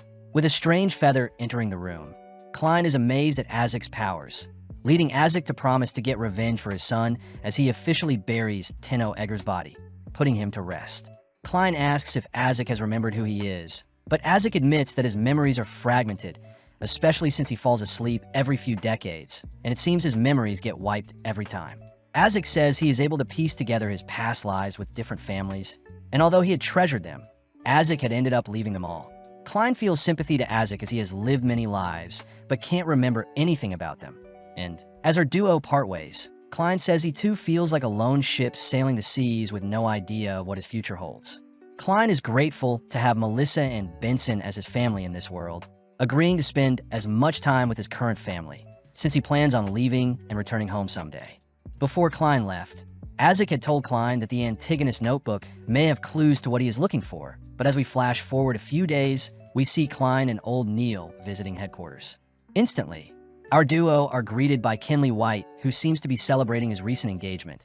But Sikatron, a Sequence 8 midnight poet of the Sleepless Pathway, suddenly takes inspiration from the party. Sika says she is writing a tragic romance novel, something that excites the crowd, as Leonard himself tries reciting some poems he came up with. But Roseanne wonders why they still have to come into work since they're celebrating Kenley's engagement. Suddenly appearing, Dunn assigns Kenley and Sika to the Westboro and Gold Indus areas. Leonard and Royale will stay at Blackthorn, whilst Dunn and Fire patrol the Westboro and Raphael Cemetery. Klein says he hasn't been assigned a role, something Leonard says is normal as Dunn often forgets things, but Dunn says Klein should watch over the Cheney's gates, ordering him to never open it no matter what. Dunn also reminds Klein to submit a 10,000-word performance review to the Holy Cathedral since it's been 2 months since Klein joined the Nighthawks. Getting to work, Klein retrieves all the cases he was a part of, but out of nowhere Klein hears some noise from the Cheney's gates, suddenly drawing his revolver as the gates begin to open. As a being barges the gate open, Klein prepares to fire only to scream, drawing the attention of Leonard and Royale who are on patrol. When the duo arrive, Klein reports that a strange doll had appeared and gave something to him, but Royale recognizes the doll to have been the misfortune cloth puppet. As our duo leap away from Klein, they reveal that in the past people have gone missing due to strange incidents with the Cheney's gates. And with another being appearing before everyone, Leonard and Royale quickly draw their revolvers. Luckily, it is just old Neil checking on Klein, uttering that he has stomach issues only to rush off to the bathroom, but Leonard reassures Klein that he is fine. Leonard mentions how strange it is for the doll to take interest in Klein, who is watching over the gate, deducing that the Antigonus notebook that has been sealed behind the gates is causing the doll to act up. At home, we see Klein attend his meeting with Audrey and Alger, only to peep in on some of the papers Audrey and Alger had collected from Roselle's diary. Klein learns that Mr. Zeradol is a descendant of the Zeradol family in the 4th epoch, and was also the leader of the Secret Order, and it seemed the Order members were fixated on stealing relics from the Antigonus family and had access to the Seer pathway. Klein is grateful the pair was able to give him information on the Emperor's diary, offering to answer any concerns they have, only for Audrey to ask when her potion will fully digest. Having just read the information from the diary, Klein says it normally takes 1 to 6 months depending on the person, intriguing Alger as he reveals that a Sequence 8 listener from the Aurora Order is seeking the holy residence of the true Creator. Alger adds that many believe that the true Creator never died and had left behind its core, and it seems the Hangman card was modeled after the true Creator when Emperor Roselle created the card. Klein utters that the true Creator feels like a fallen creator, something that prompts Alger to ask if Klein would like anything else as payment, leading Klein to ask for more pieces of the Emperor's diary or anything on the Antigonus family. Alger says he heard the Antigonus family possess a terrifying pathway, something that can be traced back to the 3rd epoch known as the Cataclysm epoch. Apparently during the 4th epoch of the gods, the Antigonus, the Amon, and the Abraham families all supported the Blood Emperor in creating the Tudor Empire, but strangely the Evernight goddess eradicated the families and gave way to a new epoch. With Klein ending the meeting, he wonders what pathway and relics the Antigonus family is hiding, plus it seems the Secret Order may have more information on the Seer pathway. Sorting out his thoughts, Klein revisits the first case where Bieber absorbed the notebook and the doll tracked him. Next was Vincent forcing Selena to perform dark divination through a mirror, but even still Klein can't find any clues linking them. Klein wonders if there was any interference during such cases, using his gray fog to peep into Elliot's kidnapping, only to realize that he had missed a clue regarding the notebook. Seeing as his mind is still foggy, Klein tries recounting the locations of his previous cases, cursing at his weak spirituality as it seems his potion digestion has stalled lately. Focusing in on his clues for the clown potion, Klein stumbles onto the glowing brain of Bieber's remains along with a bloody orb appearing from the corpse of the clown they slayed, only to suddenly see an image of Welch and Vincent interacting with the Antigonus notebook. Klein wonders if he should use the notebook to lure out the Secret Order in order to get the recipe to the clown potion, but Klein takes note of the glowing brain and bloody orb along with the strange older man who has appeared before him. The next day, we see Christina hounding Angelica for where Klein is, only for Klein to coincidentally arrive. Klein sees Christina holding a paper talking about Lenevis, a man suspected in the Iron Core investment case in the Hornacis Mountain, words that catch Klein's attention. Klein says he'll need items that belong to Lenevis if they want to track him down, and luckily Christina has brought Megos, Lenevis' pregnant fiancé. Klein is disappointed to learn that Lenevis got Megos pregnant and disappeared with all of the family's funds. And to make things worse, Klein can't use his seer abilities unless Megos gives birth to Lenevis' child. Annoyed, Megos storms off with Christina running off with her, giving Klein a chance to ask if Angelica recognizes the man in his dreams.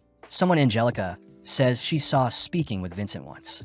Angelica asks if Klein has any leads on how Vincent passed away, crying out that the mystery is like one of Madame Furz's detective stories where the culprit is often hidden in plain sight. Angelica also mentions how Vincent and the man were chatting about some sort of ruin, reminding Klein of Deweyville library records he saw earlier. Heading straight to the library, we see Klein ask for the borrowing record of the Hornacis Archaeology Journal, swiftly flicking through the records only to see that Lavinus had checked out the book. Strangely, Sirius Arapes is a name that appears quite often, and when Klein heads over to check out the book, he coincidentally stumbles on his Sirius himself. Before Klein can play it cool, Sirius bolts from their location, completely barging through a window to escape, prompting Klein to give chase. Using bloodstains to track down Sirius, Klein is caught off guard when a transformed Sirius is seen rushing towards him. But luckily Sirius falls short when leaping towards Klein. Klein chooses to put Sirius down with a bullet to the head, only to see that Sirius is a Sequence 9 secret suppliant pathway user. With Sirius quickly losing spiritual energy, Klein enters Sirius's mind and quickly asks Sirius to disclose the recipe for Clown Potion, only to notice a pendant on Sirius's arm that reminds Klein of the Hang Giant, a revelation that brings Klein before the true creator. Luckily, Dunn knocks Klein back to his senses, reminding Klein to never communicate with the spirit body of a Beyonder gone berserk. When Leonard appears, he points out how odd it is for Klein to be involved in so many Beyonder incidents. And with Sirius officially passing away, the gang stumble onto a letter addressed to Mr. Z from the Aurora Order. Klein hears that all 22 Aurora Order members are represented by letters, and as Leonard reads the letters, Sirius says he knows the recipes for the Seer, Apprentice, and Clown Potion. Klein says he was only able to extract the Clown recipe, something that will need to be appraised by the Holy Cathedral. Plus, it seems like the Antigonus family has left behind some secret treasure on the main peak of the Hornaces mountain range, within the nation of the Evernight ruins. To end the letter, Sirius mentions preparations about Doomsday, as he had planned to sacrifice everyone in Tingen to their master. Heading back in his realm, Klein says the horrific pathway the Antigonus family was hiding must be the Seer pathway, and this would explain why Hornaces keeps appearing, but Klein wonders what Phlegria is referring to. Closing his eyes, Klein recounts all the information he has, only to think about if the Seer pathway has any clues for him. Just then, Klein asks what the real reason for the previous Klein shooting himself was, choosing to investigate further with his mist, but it seems his spirituality is still too weak. Suddenly, Klein feels his potion digesting, a phenomenon that allows Klein to break free from his limits. Trying out his powers, Klein endlessly zips around Tingen City and immerses himself in the scenery without being detected. And when Klein stops before a massive building, strange pulses send him back into his domain, noting the red smokestacks to be where his next big clue is. Flashing back 1 month, we follow Lavinus, the Sequence 8 swindler for the Marauder pathway, placing Tenno's skull beside a lady with a familiar-looking pendant, only to leave the scene. With Hood Eugen, a Sequence 7 psychiatrist with the Spectator pathway along with 3 other devout followers, all giving up their lives, they successfully awaken a being using the lady's body. At night, Klein receives a nightmare of the note the doll had given him, quickly waking up as he wonders what the symbol he was shown could mean. Nearby Koei University, we see Klein fishing under a bridge, upset that he hasn't found any leads on the red smoke stacks, even with his divination and gray fog. Klein wonders who could be interfering with his snooping, wondering what else he can do to grow stronger apart from ascending with the Clown Potion. But suddenly Klein remembers the flaring sun charm. Before Klein can think of a way to use the blood from the eternal sun, Azek appears asking what's on Klein's mind. Klein reveals that he has been trying to track down the people behind everything that has been going on, but Azek advises Klein to ease off every so often, finally giving Klein the courage to request something from Azek. Back in his domain, we see Klein receive another piece of Roselle's diary regarding a mysterious island, only for Audrey to report that she has been in contact with several secret Beyonders in hopes of gathering more diary pages for Klein. Alger offers to help Audrey find any information regarding the secret organization she may be after, but Alger says he'll need to be paid, demanding Audrey fork over 1,000 pounds in non-consecutive old bank notes. Klein is surprised seeing as 1,000 pounds can be used to buy a mansion, but without hesitating, Audrey agrees to pay up as she'll send over the money to Alger's desired address. Getting started, Alger reveals that over 100 secret organizations exist, with the notable ancient ones from the 4th epoch being the Secret Order, the Demonist Sect, and the Moses Ascetic Order. Interestingly, Moses Ascetic is the oldest of the order with a Sequence 9 pathway of Mystery Prior, a pathway Klein recognizes Old Neil to have, and they worship the hidden sage god. In the present day, the Moses Prior is considered an evil organization, and this is all due to the hidden sage god personifying itself to be an evil god. As for orders created early in their epoch, the Rose School of Thought and the Numinous Episcopate that worship death are orders that reside in the southern continent. Finally, the Aurora Order, Element Dawn, the Psychology Alchemist, and others all came to fruition in the past 2 to 3 decades. And with that information, Klein ends their meeting. The next day, we see Klein brushing his teeth, all whilst wondering if the Numinous Episcopate could be linked to Azek, plus Azek still needs to help Klein with the thing he asked of him. Outside, Klein hears a paper boy selling newspapers regarding the Evernight goddess, and as Klein rushes to purchase a paper, he accidentally bumps into Benson and Melissa, who has just returned from their morning shopping. Melissa is surprised to see Klein has a revolver on him, but Klein utters that he is working as a consultant, so such a weapon is necessary, cutting to a few minutes later, where Klein is seen skimming the newspaper he bought. Klein sees that there have been no casualties lately, and only worshippers of the Evernight goddess have been targeted, something Klein believes to be Azek's doing. Arriving at the bar below their headquarters, Klein notices Neil stopping Harv from leaving him. And upon seeing Klein appear, Neil asks right the bartender for 3 beers. With Harv forced to pick up the tab, we see the boys toasting and chugging down the beverage. Only for Harv to begin complaining about the hauntings that have been targeting the Evernight worshippers, a serious issue for Harv and his mandated punishers, seeing as the docks are his territory. Harv wonders if he should get done to help deal with the issue, pointing out how the spirit bodies haunting people appeared to be ancient beings from the 4th epoch, a phenomenon that confirms to Klein that it is Azek's doing. Quickly changing the topic, Klein forces them in to cheer as they drink a little longer, and with Neil tossing Harv his flask refilled with some booze, the boys watch as Harv departs. Right on cue, Leonard appears, asking for Neil to report to Dunn. Dunn admits that the hauntings at the dock is quite suspicious, and seeing as Leonard and Kinley are familiar with the docks, Dunn asks for Neil to accompany them and figure out the matter. Klein interjects, volunteering himself to deal with the matter, and with Neil promised a bonus when he completes the mission, Dunn reveals that they can't bring the sun emblem, since the area may be too crowded and the emblem may harm them indirectly. Luckily, Klein says it's better to be safe in case any wraiths appear, something that sways Dunn. With Leonard in charge of the sun emblem, we see the gang arrive at the dock, but Leonard accuses Klein of tagging along in order to find out more about Leonard's past. Sadly, Klein could care less as the gang greet Gate, the sergeant overseeing the docks. Gate reports that strange things have been happening recently, escorting the gang towards a building in particular, but our 4-man team is ridiculed by a crowd that has formed. Taking charge, Leonard announces that they'll be exorcising the location, choosing to show off some gimmicks to help win over the crowd. Entering into the run-down-looking building, the gang instantly detect beings crawling all over the place, and as several spirits rush towards the group, we see it pass through Kinley without issue. Strangely, before Neil can order for reinforcements, he sees Gate has become a mindless fool, and with several other people behaving moronically, we cut to Klein interacting with one of the spirits. Klein sees that the sun emblem is about to activate, signaling to the spirits to disperse as they swiftly exit the bodies of the possessed, successfully clearing the scene without casualties. Up next, Leonard assigns Klein the role of putting on a show to convince the crowd of their successful exorcism, choosing to work alongside Neil as they both begin chanting a random spell. With a dramatic finish, the gang leave the scene, but outside, we notice a rogue carriage running over a familiar-looking lady. Luckily, Harv appears just in time to protect Megos from being harmed, and strangely, she seems to be excited about giving birth to her child.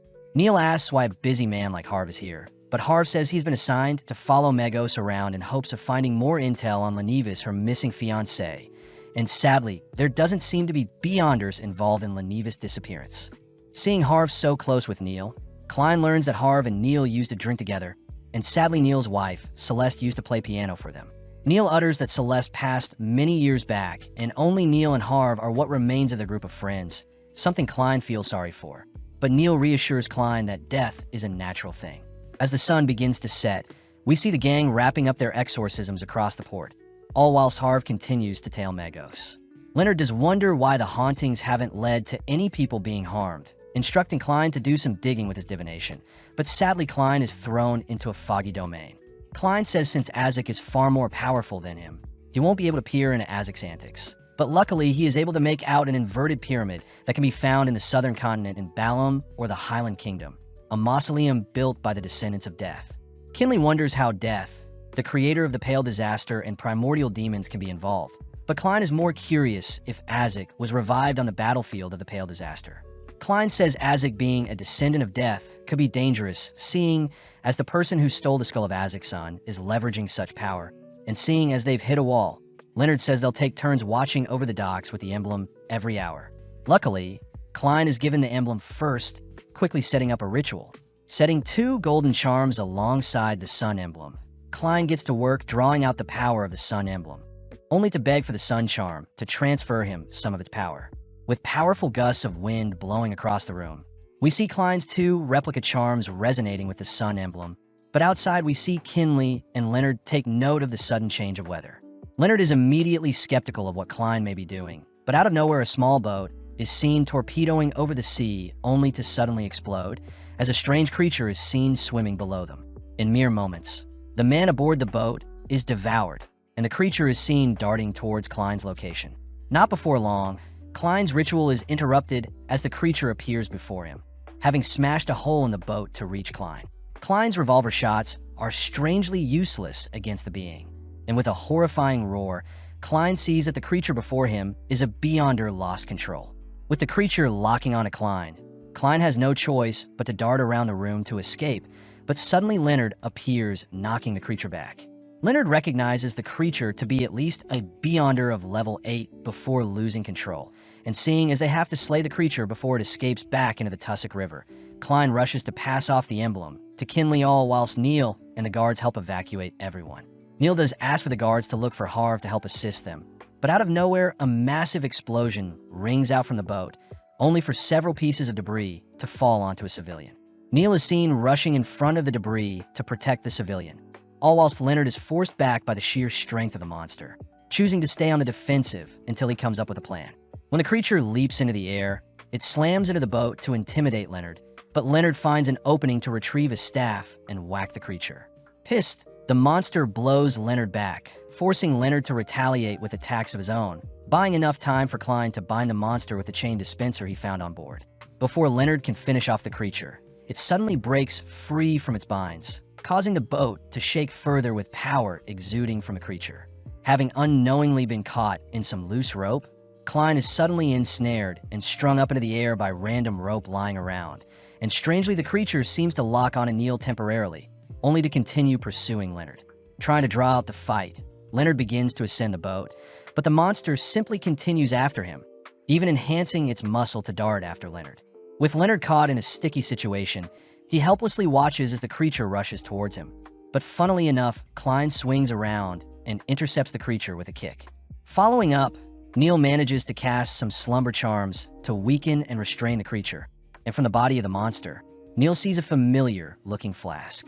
With no time to spare, Leonard gets to work dragging the creature into his domain only to officially paralyze and put to sleep, and with Neil crying out that the monster is Harv, Klein sadly declares that Harv is too long gone. When Leonard offers to put down Harv, Neil says he'll do it himself, solemnly retrieving Leonard's revolver only to place his old friend down. Completely defeated and lifeless, we see Neil return home later that day only to wash away his sorrows with some piano playing, completely entranced by the depressing life he has lived.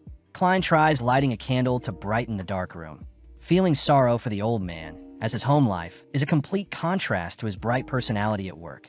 Klein notices a picture frame of Neil and his friends, wondering why Harv suddenly lost control only to be strangely drawn to a bracelet on one of the ladies in the picture. Suddenly, old Neil begins playing the piano more sporadically, triggering a realization in Klein as he sees everyone in the picture is also wielding a strange-looking item. With Neil wrapping up his performance, Klein returns home only to announce that he had completed creating 2 flaring sun charms. But Klein fears that such charms won't stop him from losing control, beginning to freak out seeing as most Nighthawks pass from losing control. Stealing his resolve, Klein declares he must become more powerful to prevent himself from losing control, and seeing as it is important for Dunn and the Nighthawks to learn about the importance of taking action and the digestion of potions, Klein declares he'll tell the others about what he learned, plus he'll advance to the clown stage immediately. Working throughout the night, Klein writes down what he learned from Roselle's diary and plans on giving it to Dunn tomorrow, but suddenly Klein detects something approaching. Quickly putting away the note, Klein watches as a spirit enters into his nearby lamp, prompting Klein to draw his revolver, but luckily it's just Daly visiting him in her spirit form. Daly says she has to use her spirit form so she can speak with Klein in secret, and with Klein putting up a spirit veil to prevent any other interruptions, Daly says she heard Klein wants to advance further along his pathway. Apparently, Dunn doubts Klein is ready, but Daly says she knows Klein was able to digest his potion fast due to the acting method. When Klein tries playing dumb, Daly threatens to accuse Klein of being an evil heretic, and when Klein admits to using the same tactic as Daly uses to process her potion, Daly says it's impressive Klein digests his potion in only 2 months compared to her 2 years. Klein deduces that the higher-ups are aware of the acting method, hearing that in the revelation of the Evernight, the method was disclosed, but it's strange how many of the lower-ranking Nighthawks are kept in the dark. Daly says she had to swear to never reveal the acting method, not even to Dunn, but Daly wants Klein to tell Dunn seeing as he hasn't been visited by the church yet. Daly suspects that a representative is on their way to visit Klein as they speak, and as we cut to the next day, We follow Klein reporting to the others that he had successfully digested his potion. Neil is surprised by such a feat, and as Klein begins divulging the tactics he used to digest his potion in only 2 months, we see a mysterious person entering the building with a briefcase. As Klein braces everyone for what he is about to say, the gang are suddenly interrupted by Roseanne, who informs everyone a certain man is visiting. Immediately, Klein is tied to a chair, all whilst the goddess's sword, Reverend Crestet Sesamir, a sequence 5-spirit warlock of the Sleepless Pathway, begins his interrogation. Crestet is known as one of the 3 red glove users, a legendary squad acknowledged by the goddess's sword, making Crestet equal to a sequence 4 demigod. As Crestet consumes Klein in his domain, he demands to know how Klein stumbled upon such information to digest his potion and why he tried leaking the information to his allies. Holding back his anguish, Klein begins answering the questions calmly and honestly. When Crestet asks if Klein is hiding anything, Klein lets out a scream, and within a few minutes, Crestet announces that Klein had passed his assessment swimmingly. Crestet says Klein is free to advance to Sequence 8, apologizing for the binds as he feared Klein would take his own life. And seeing as everyone is here, Crestet reveals a majestical-looking blade. Back in his domain, Crestet asks everyone to vow to never leak information on the acting method to anyone, all simultaneously giving their life and swearing complete loyalty to the goddess. Just like that, Klein gets to work brewing his clown potion, using similar ingredients as his previous one, only to top things off with the horn of a Hornacis gray mountain goat. With a powerful burst of colors signaling the completion of the potion, Crestet watches as Klein gulps down the potion, but strangely Klein hears the words Hornacis and Phlegria once more. Luckily, everything goes well, and Crestet congratulates Klein on his successful advancement. But before he departs, Crestet warns Klein to use his powers wisely and be cautious around other high-ranking seers in fear that they are evil. Walking around, Klein excitedly observes his body is much lighter than before, and upon seeing Roseanne tripping with some papers in hand, Klein easily catches Roseanne and gets to work retrieving the loose papers. As done, Neil and Kinley appear to check on Klein. Klein suddenly is able to foresee that Neil will adjust his tie with his left hand, a vision that comes true. Klein wonders if there are any other skills he has acquired, choosing to mimic the clown's air bullets. But it seems such a power requires a Sequence 7 advancement. Taking out a piece of paper, Klein blitzes the paper into a nearby wall, a skill that makes Klein want to carry tarot card around a toss. Kinley says he'll work hard to catch up to Klein, but suddenly Neil begins coughing profusely. Strange seeing as Klein's spirit vision shows nothing is wrong with Neil's physical health. Weirdly, Klein sees a silhouette looming behind Neil, only for Neil to regret his life's decisions as he wasn't able to achieve as much as Klein has in 2 months. Neil suggests that they throw a party to celebrate Klein's advancement, offering up the restaurant near his home, and it seems everyone will be able to attend except for Sika, who needs to guard the Cheney's gates. Later that evening, we see the gang gathering at Neil's home, and as Klein heads to get Neil, we see the door suddenly shut in Klein's face. Klein tries calling out to Neil, reminding Neil that they have dinner plans, but weirdly Neil cries that he can't come out right now. Immediately, Dunn orders Leonard, Kinley, and Dyer to head off somewhere, only for Dunn himself to speak with Neil. Dunn calmly says they can reschedule if Neil is feeling ill, asking if they can quickly check on Neil, but Neil suddenly cries that he can't trust them all whilst a strange bloody ooze seeps out from his home. Remaining calm, Dunn says Neil can trust him, words that convince Neil to open his home to the gang, but at the same time we see Leonard, Fire, and Kinley praying they'll make it to their destination in time. Upon entering Neil's home, the gang are disgusted and horrified by the bloodied mess that has covered Neil's home, but once again, Dunn patiently asks for Neil to show him what he looks like. Neil cries that he has endured and suppressed what he truly is all this time, and as Klein foresees a tide of blood rushing towards them, Dunn signals for the gang to enter deeper into Neil's home. When Klein heads up the stairs, he is met with a wall of flesh, only to hear Neil begging the gang to leave. Sadly, Dunn follows after Klein, reminding Neil that they've known each other for 15 years, and when Dunn swears he's not here to arrest Neil, Neil finally lets down his wall of flesh. Neil chooses to show off his face to prove that he is fine, promising that things will go back to normal tomorrow, but Dunn asks what Neil has done to himself. Neil reveals that he has been trying to resurrect Celeste, uttering that 20 years ago, he was unable to help Celeste with knowledge from the mystery prior Maxim nor Daly's intel. Neil says he is so close, prompting Dunn to ask what Neil plans to do, but Neil begins manically uttering that he'll create an immortal body for Celeste's soul to enter into from the spirit world. Keeping Neil interested, Dunn praises Neil's plan, all whilst signaling for Klein to leave the scene. When Dunn approaches Neil, Neil begins crying that the hidden sage had filled his head with incredible information, suddenly swelling with flesh and oozing only for Dunn to activate his nightmare. With a massive burst blowing Dunn back, we see Neil's amalgamated body cursing at Dunn for trying to trap him in a dream. As Neil begins swelling with power, we see Leonard and the others returning with an artifact briefcase, all whilst Neil finishes trapping the gang in a fleshy domain. Strangely, Neil can be heard pleading to be set free, and before Neil can do any harm, we see Leonard opening up the briefcase that shines through the fleshy dome Neil has created. Dunn gets to work using the Peaceful Hair Strands artifact to suppress and quell Neil's emotions. And not before long, Neil has come back to his senses, disgusted by his own reflection. Neil begs to be let free as he doesn't want to hurt anyone and simply wants to perform his ritual, a revelation that makes everyone tear up, as Neil has been nothing but helpful to everyone present. Neil continues to beg for his life, but Dunn stands strong, raising his revolver only to fire a single shot that breaks the tense atmosphere. With Razane rushing to check on everyone, she watches as the remnants of Neil dissipates, something that causes everyone to break down as the memories of their time with Neil flashes through their minds.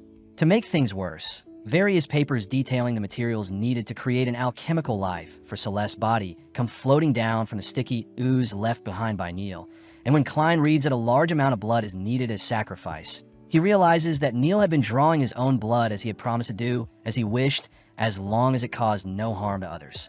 With everyone leaving the scene, Klein glances back one final time to take in the scenery, and within a few days a memorial is held at Raphael's cemetery to honor old Neil's passing. As the Nighthawks gather to mourn Neil's passing, we see Klein placing what is left behind of Neil's belongings, only to imagine the moment Neil had reunited with Celeste, having read that Neil swore to join his wife in the afterlife if he couldn't save her. In the following days, the rainy weather gives rise to a gloomy atmosphere, as everyone feels empty due to Neil's passing. Klein himself enters into Neil's laboratory, fighting back the urge to break down, crying as waves of memories with Neil rush into his mind. With Klein raffling through a notebook on a table, Klein suddenly receives a letter from Roseanne, informing him of Azek boarding a train headed to Backlund. Azek says he still hasn't found anything about the mausoleum Klein saw, but intends to track down the culprit behind the incidents, scaring Klein as he fears what will happen in Tingen now that Azek is gone. But suddenly a strange object falls out of the letter Azek sent. Hearing footsteps, Klein rushes to hide the object, all whilst a paper falls out from the notebook he was reading. With Dunn appearing, Klein asks what the wanted poster that fell out of the notebook is, a person that Dunn said was an archbishop that had lost control 3 years ago and fled with sealed artifact number 8, into Zangwil. Klein wonders what artifact and stole, but Dunn says the artifact was a grade 0, an item of the highest grade that should never be mentioned. Dunn says the artifact is supposed to be an ordinary quill that doesn't use ink, mentioning how artifacts are normally created when Beyonders pass and leave behind items with imbued power, reminding Klein that their line of work as Nighthawks that work with the mandated Punishers and Machinery Hive Mind are all very risky. Klein declares he'll secretly look into Ince on his way home, but suddenly Dunn hands Klein some iced tea he had picked up, plus the tarot cards Klein had asked for had been approved. Dunn says there are 22 cards in the deck, all specially created with metal that can cut through spirits, an item Klein declares will catch foes off guard. When Klein tries showing off, he accidentally mishandles a card, but Dunn says he'll teach Klein more techniques to fight, plus his knowledge on the spirit world should be honed. Dunn does mention how he found a teacher for Klein that will appear later tonight, a being that is a Sequence 6 spirit guide. As Klein returns home, he greets Melissa and Benson, happily announcing that he is a full-fledged police officer. Benson himself admits that he has been studying accounting to get a job that pays more than £2 a week, and with Klein retreating to his dorm that night, he sets up a veil before he does his snooping. Checking out the whistle Azek had sent, Klein is instructed to blow into it, but sadly nothing happens. Out of nowhere, Klein's spirit vision begins picking up a horrific-looking skeleton, a being Klein recognizes fought alongside Azek when he was revived. Before Klein can do anything, the skeleton begins to disappear, all whilst Daly is seen sneaking into Klein's room again. Klein congratulates Daly on advancing to a Sequence 6, but Daly begins her lesson as she'll teach Klein how to summon a messenger and communicate using a spirit skill. Daly says it is normal for beings to resist communicating with unknown spirits, and with Daly giving her lecture, Klein has no choice but to jot down notes. Before Klein can ask Daly to end her lecture for the day, he is frightened to see Dunn at his window, but Dunn says they're being summoned to deal with something urgent. At the Tingen Greenhill Mental Asylum, Hood Eugen, the Sequence 7 psychiatrist in the Spectator Pathway, was captured and had gone mad. Dunn says his nightmare skill can't infiltrate Hood's mind, so Klein is tasked with using his spirit communication. But when Klein approaches Hood, Hood suddenly begins to act normal. Hood says he has been expecting Klein, demanding to know where the cake Elle had promised is, but Klein sadly says he has no such thing. Pissed, Hood rushes towards Klein, all whilst breaking free from his chains. Reacting fast enough, Klein makes use of his tarot cards to pin Hood to a nearby wall, and before Hood can attack once more, Dunn activates his nightmare to further bind Hood in place. Seeing an opening, Klein gets to work setting up the ritual to infiltrate Hood's mind, and in mere moments Klein is seen swimming through Hood's head. Strangely, the majestic world around Klein is a place he suspects to be the spirit world, the convergence of all time itself. Seeing the entrance to Hood's mind, Klein begins floating through the strange space, and upon seeing Hood off in the distance, Klein employs some birds that become mouths to help with asking who Hood is. When Hood doesn't respond, Klein asks who the Elle is that had promised Hood a cake, but Hood simply utters that it stands for Lenivis. With Klein flinching at the strange apparition that had appeared behind him, Klein wonders if Lenivis is a Sequence 8 swindler of the Marauder Pathway, explaining how Lenivis was able to get away with fraud. Suddenly, Hood reveals that Lenivis has relations with psychological alchemists, and had promised to give Hood the immortality that he had yearned for. Klein gets weirded out seeing how manic Hood is acting, and as Hood begins to pull together the water surrounding them, a strange black ooze begins to recreate the body of the true creator. Sensing something off, Klein begins to flee the area, all while scary hands try reaching out to him. And with Hood too far gone, Klein reasons he should escape before his mind collapses. With the space around him getting more chaotic, Klein begins to see the world compress and morph, ultimately swallowing Klein up. In the present, Hood has appeared before Klein, ready to rip his eyes out, but a single bullet from Dunn puts the man down. Dunn hears that Hood had been influenced by a creepy altar relating to the true creator, and it seems the Aurora Order and the psychological alchemists may be up to something. Dunn reminds Klein that the letter they found on Sirius referred to a doomsday, deducing that Lenivis is involved somehow, so immediately a search for Lenivis is put in order. During the search, John Maynard, a mayor candidate for the new party, is brought up. Out of nowhere, we see a lady slapping and accusing Sharon Coey of murder, a lady that is Baron Coey's widow. When a blonde boy checks on Sharon, Klein learns that the boy is Sharon's stepson, and the lady that slapped Sharon is Mary Maynard, John Maynard's wife.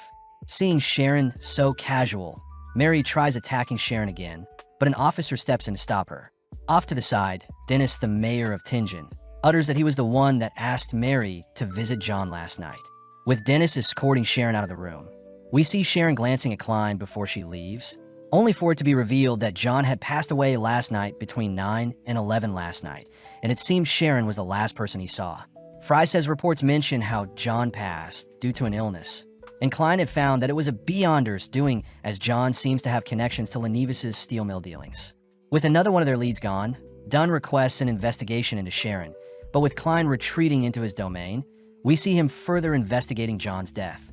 With Sharon popping up, Klein tries digging in her history, but nothing comes up, indicating that she may be using a fake identity, or she is a Beyonder far stronger than Klein.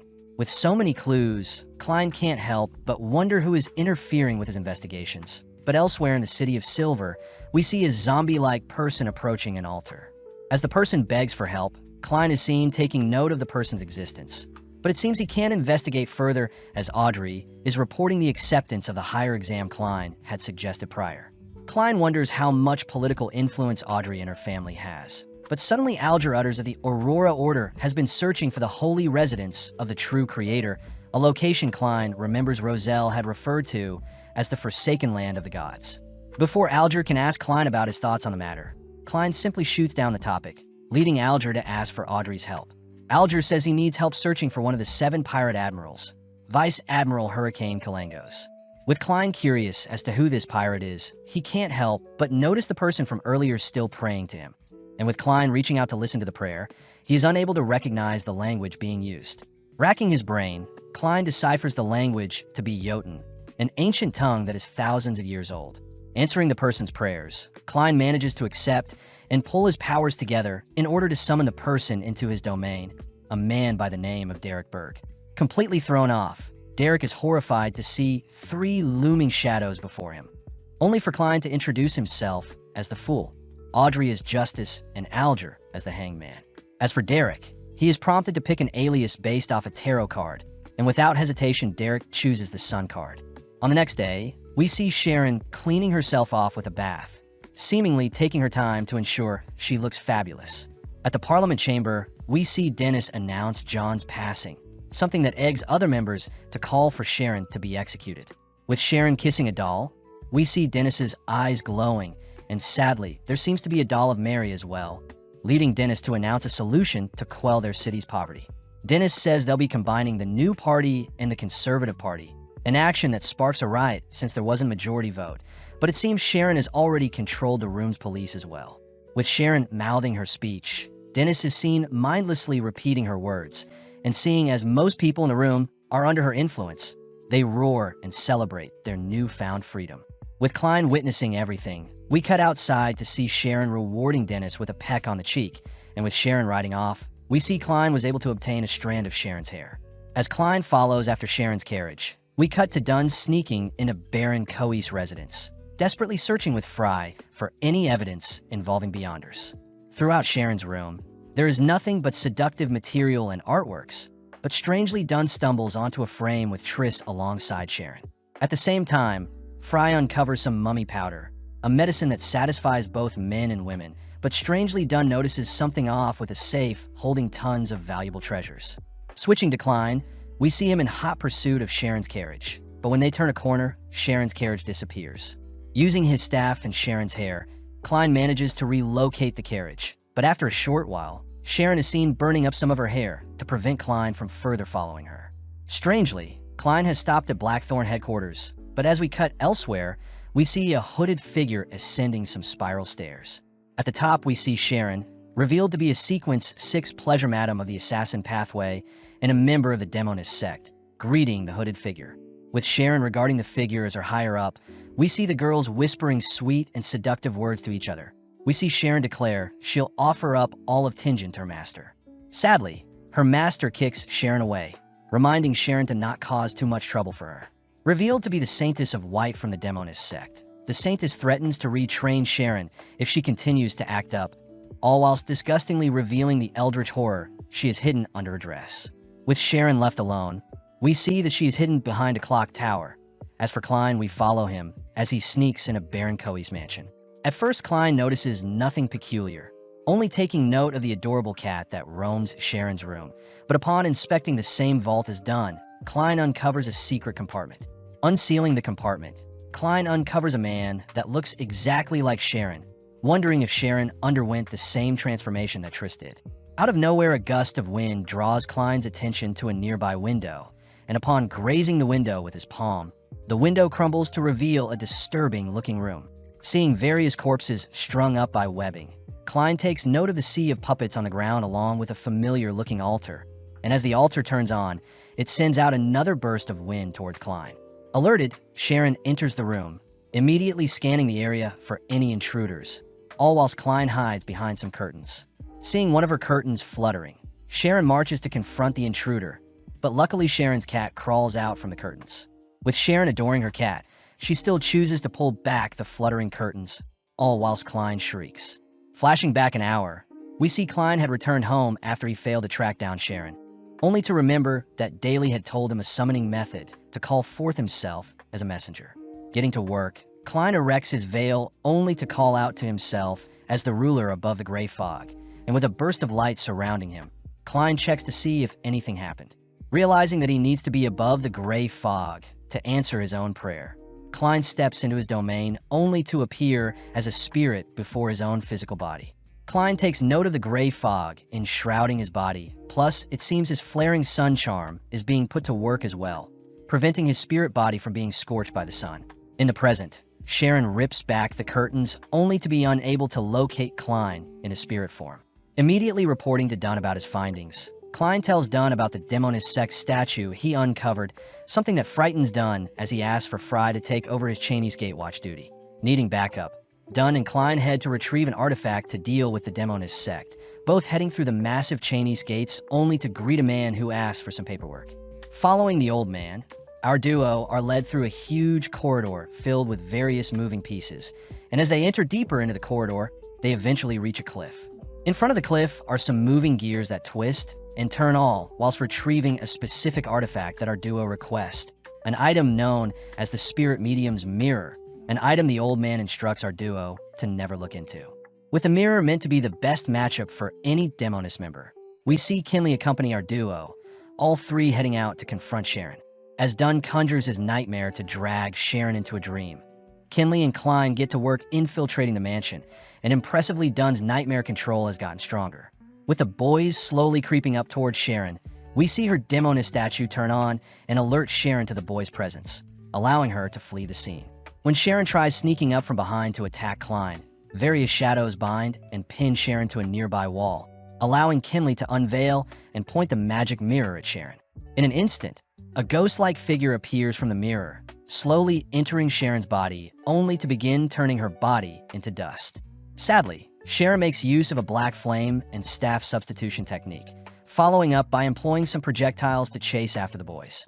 Although Klein can evade the projectiles, Kinley isn't so lucky, allowing Sharon to reveal her true body as she had used an illusion to tank Dunn's nightmare skill. Sharon admits that the Demonist statue had been protecting her, and when Kinley tries raising his magic mirror towards Sharon, Sharon simply substitutes her body for her mirror, ultimately turning the mirror onto Kinley.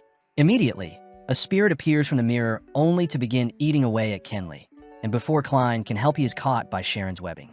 Slowly, the webbing begins to drain Klein of his spirituality, and with Sharon able to determine that Klein is a Sequence 8 Beyonder that snuck into her home prior, she demands to know what secrets Klein is hiding. Quickly, Klein employs some night slumber charms to scare away Sharon, an attack that begins to make Sharon sleepy. Calling for his gray fog, Klein manages to break free from Sharon's binds, but when he fires a bullet at Sharon, it's revealed that she has used a mirror substitution to negate the attack. With the shards of the mirror flying towards Klein, Klein can only dodge and evade, all whilst Kinley profusely vomits out blood, and to make things worse, Kinley is seen coughing out one of his organs. Sharon unveils herself, mocking how pathetic the boys are, but this prompts Klein to rush towards the magic mirror, only to direct it towards Sharon. Sadly, Sharon wraps herself in a cocoon only to blast the mirror with some projectiles, but interestingly, the mirror doesn't shatter. Klein tries firing another bullet at Sharon, forcing her to evade and allowing the bullet to hit the Demonist statue behind her, something that causes a mark to appear on Sharon's face. Outside, Dunn is seen halting his nightmare, all while Sharon angrily bombards Klein with some ice shards, forcing Klein to dodge and toss some cards at the Demonist statue. Halting the cards, Sharon is seen protecting the statue, all whilst retaliating with some more frost projectiles, and sadly one of them manages to graze Klein's face, instantly freezing his body over.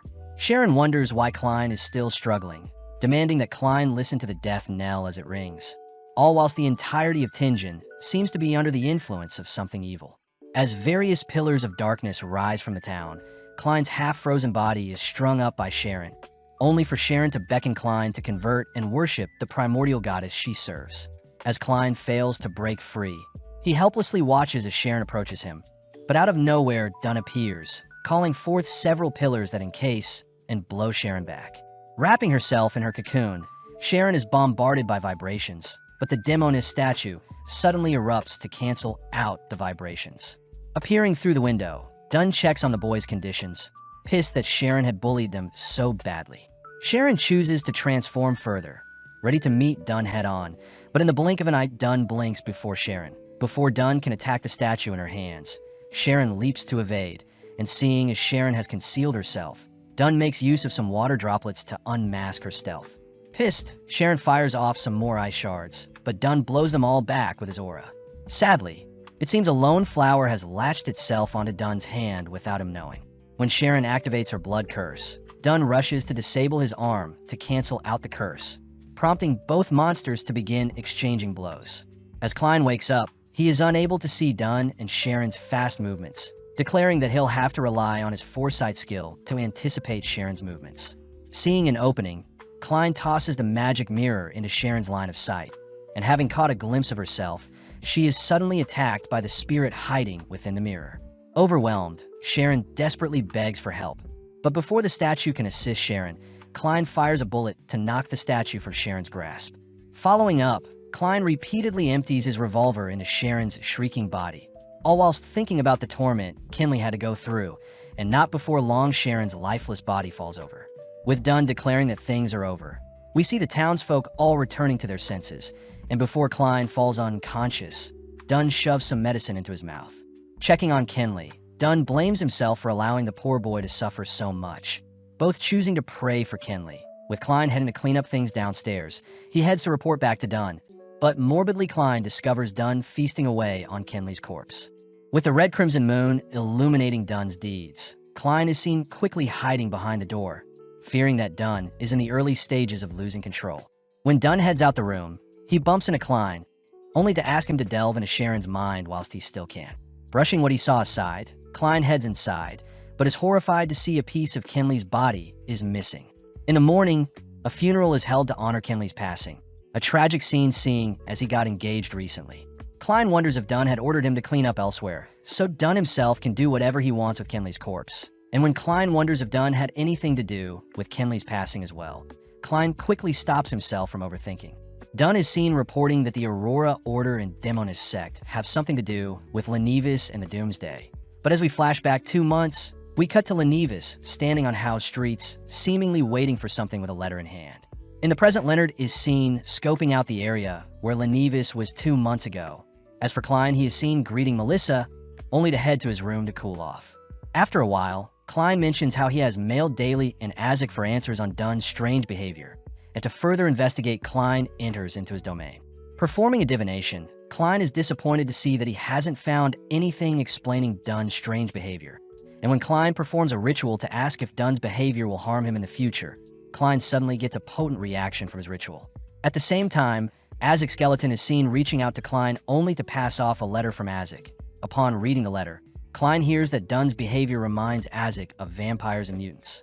Azek reveals that vampires became extinct long before dragons and giants, but there seems to be a pathway with a potion by the name of vampire.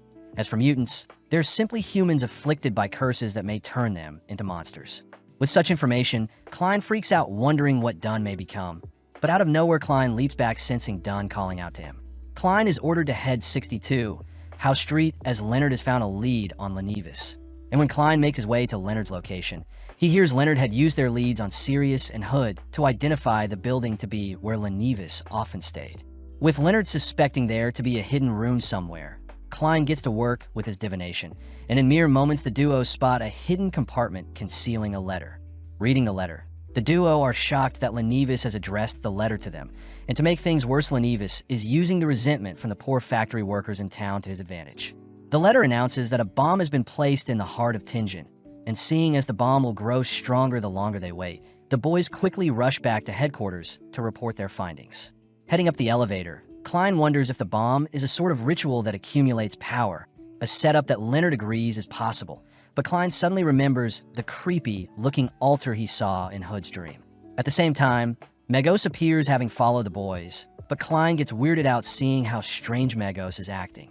Fearing for her health, Klein reasons he should check up on her using his spirit vision, but upon glancing at Megos, Klein's heart almost stops as a searing amount of pain forces Klein to divert his eyes away from Megos' belly. With Klein realizing that the bomb left behind is the evil inside of Megos, he notes that Azek's whistle is no longer working due to interference, but luckily his sun charm hasn't been damaged. Breaking the silence, the boys ask what they can help Megos with, but strangely Megos mentions how her child had asked her to come here today. Before Leonard can act rashly, Klein tasks Leonard with keeping Megos calm, whilst he rushes to report everything to Dunn. Seeing Megos ripping out her hair, Leonard asks where Megos first met Lenevis, prompting Megos to excitedly recount how she met her husband at the city council ball. Megos was swept away by Lenevis's rich and kind personality, and strangely Lenevis had only asked to dance with Megos, both ending the night with a kiss. As time went by, Megos got pregnant, and it was then when Lenevis admitted himself to be a fraud, even tormenting Megos, but Megos still loved Lenevis dearly. Lenevis had even given her a necklace and taken her deep underground, where she was tasked with giving birth to an evil god. But switching to Klein, he reports that there seems to be a god inside of Magos' belly seeing as he wasn't able to gaze at her child. Klein suspects that the body of the true creator is the child in Magos' womb. And this would explain why Haver lost control when he was tailing Magos on the port. With Klein and Dunn now peeping in on Leonard and Magos' conversation, Magos is seen acting more sporadic, and when Roseanne serves Magos some tea, Magos simply continues to rip out her hair. Dunn orders for Klein to evacuate everyone, seeing as Royale and Fry aren't here, and with Dunn doing his part to alert all officers on duty to evacuate the surrounding area. Klein fears that the true creator appearing is on par with a sequence for mythic beast, and even the mandated punishers combined with the machinery hive mind may not be able to hold the being back. Running through the corridor, Klein realizes that he should inform Azek of his findings, and by whistling and calling for Azek's skeleton to appear, Klein quickly writes a letter informing Azek that the people that stole his son's head have finally made their move. Appearing before the Cheney's gates, both Dunn and Klein head inside, but suddenly Dunn begins to act strange. Brushing it aside, Dunn says they'll need to take 2 sealed artifacts, and sadly, it seems the mutated sun emblem is in Buckland, leaving only 3 other Grade 2 artifacts.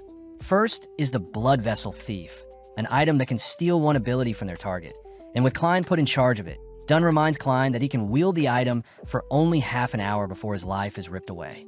At the same time, we see Magos demanding that Leonard show her who he truly is, all whilst Leonard's shadow begins to bug out. As for Dunn, he is seen twitching as well, only to request the use of Saint Selena's ashes. Although the Guardians forbid Dunn from requesting such an artifact, Dunn uses his captain status to bypass such restraints, and seeing as the item is the core seal for the Cheney's gates, Dunn asks that the Guardians be careful whilst he is gone.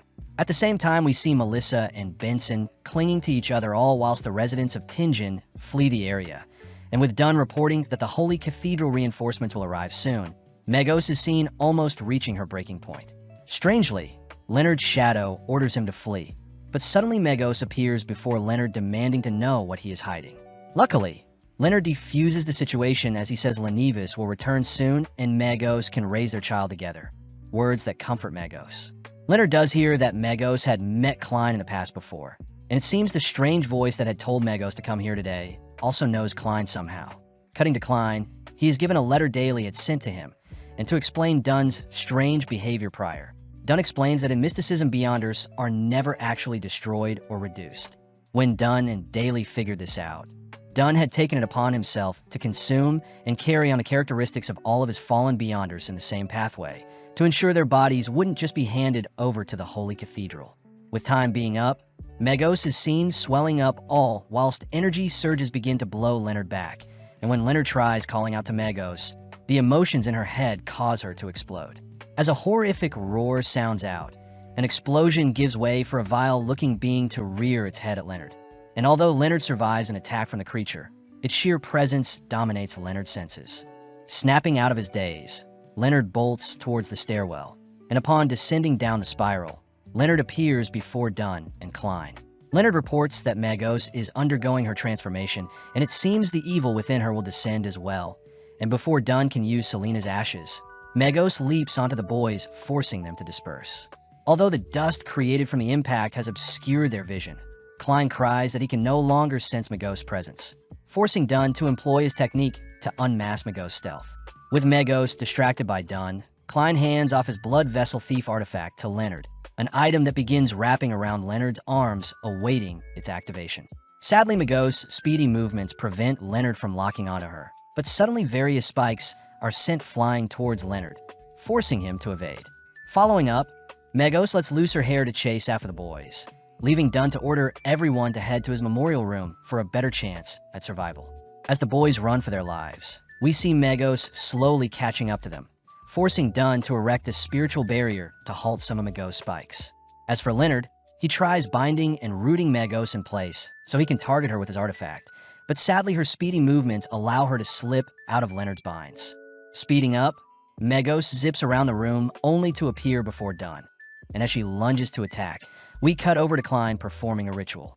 Just like Neil had taught him, Klein borrows power from the goddess, only to plead for Magos and her child to be bound in place, a wish that is fulfilled as Magos seems to be stuck in place.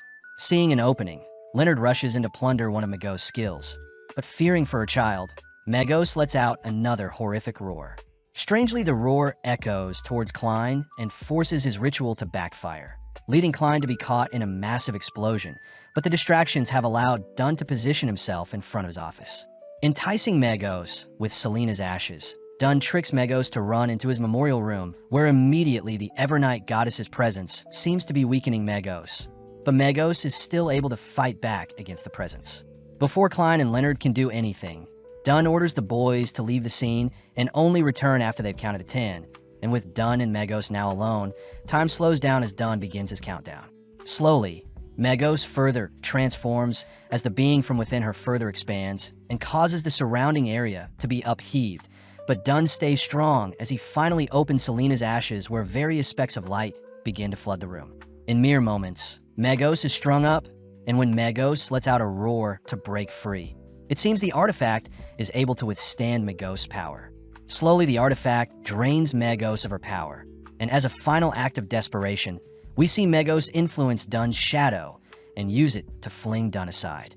Although Dunn is barely standing, we see Klein and Leonard return right as 10 seconds have elapsed, both taking over to allow Dunn to rest.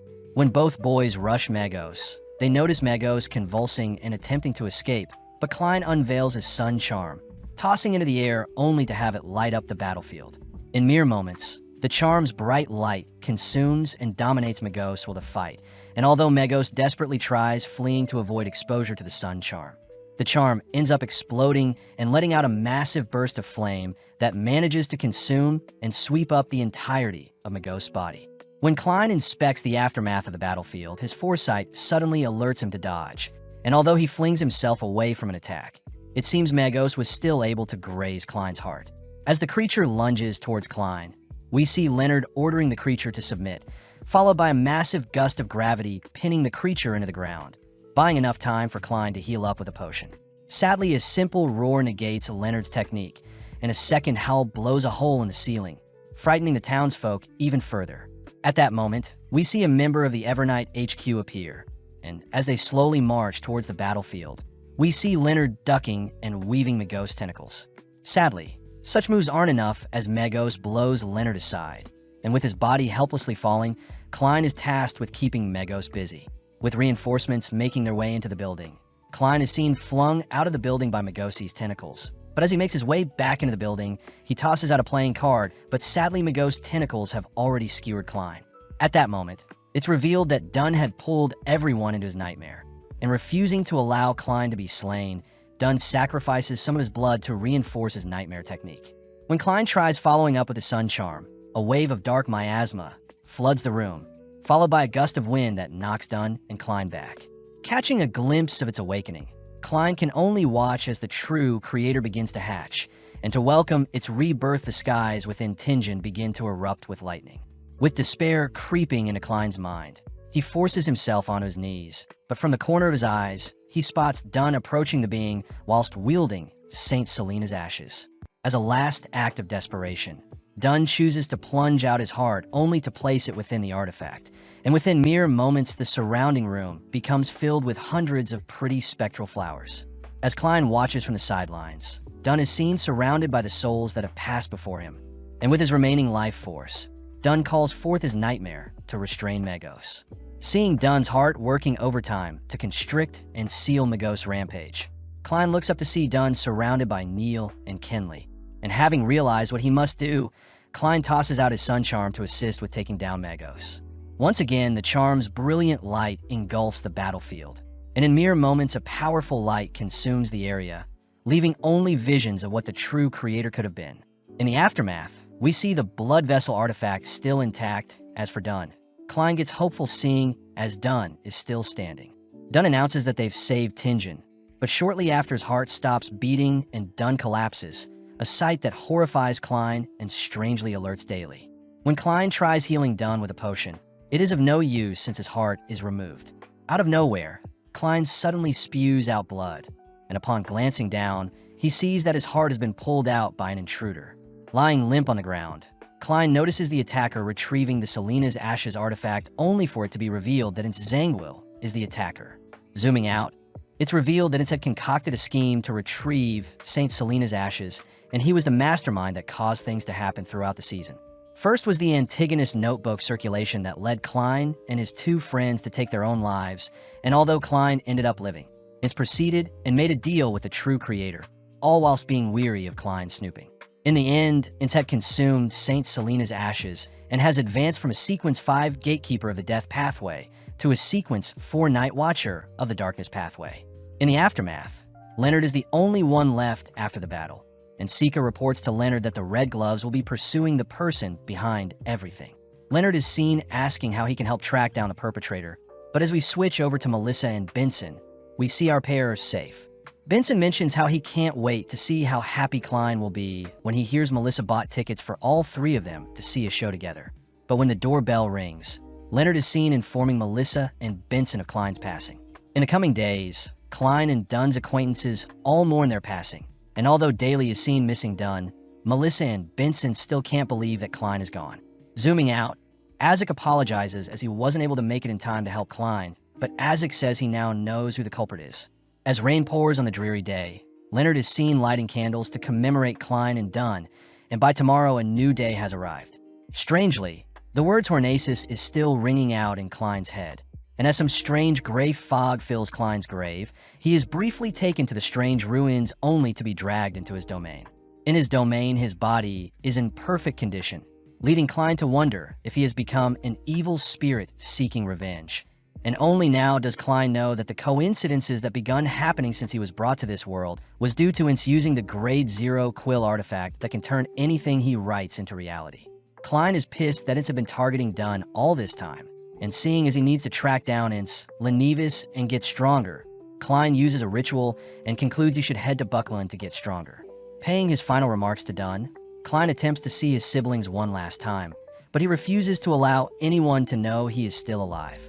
As Melissa and Benson head through town for their usual morning food run, they are seen still mourning Klein's passing, but suddenly they're surrounded by various flowers. With the duo captivated by the spectacle, a clown is seen handing Melissa some flowers, but as we move forward in time, we see Klein has made it to Buckland and has taken on the alias of Sherlock Moriarty.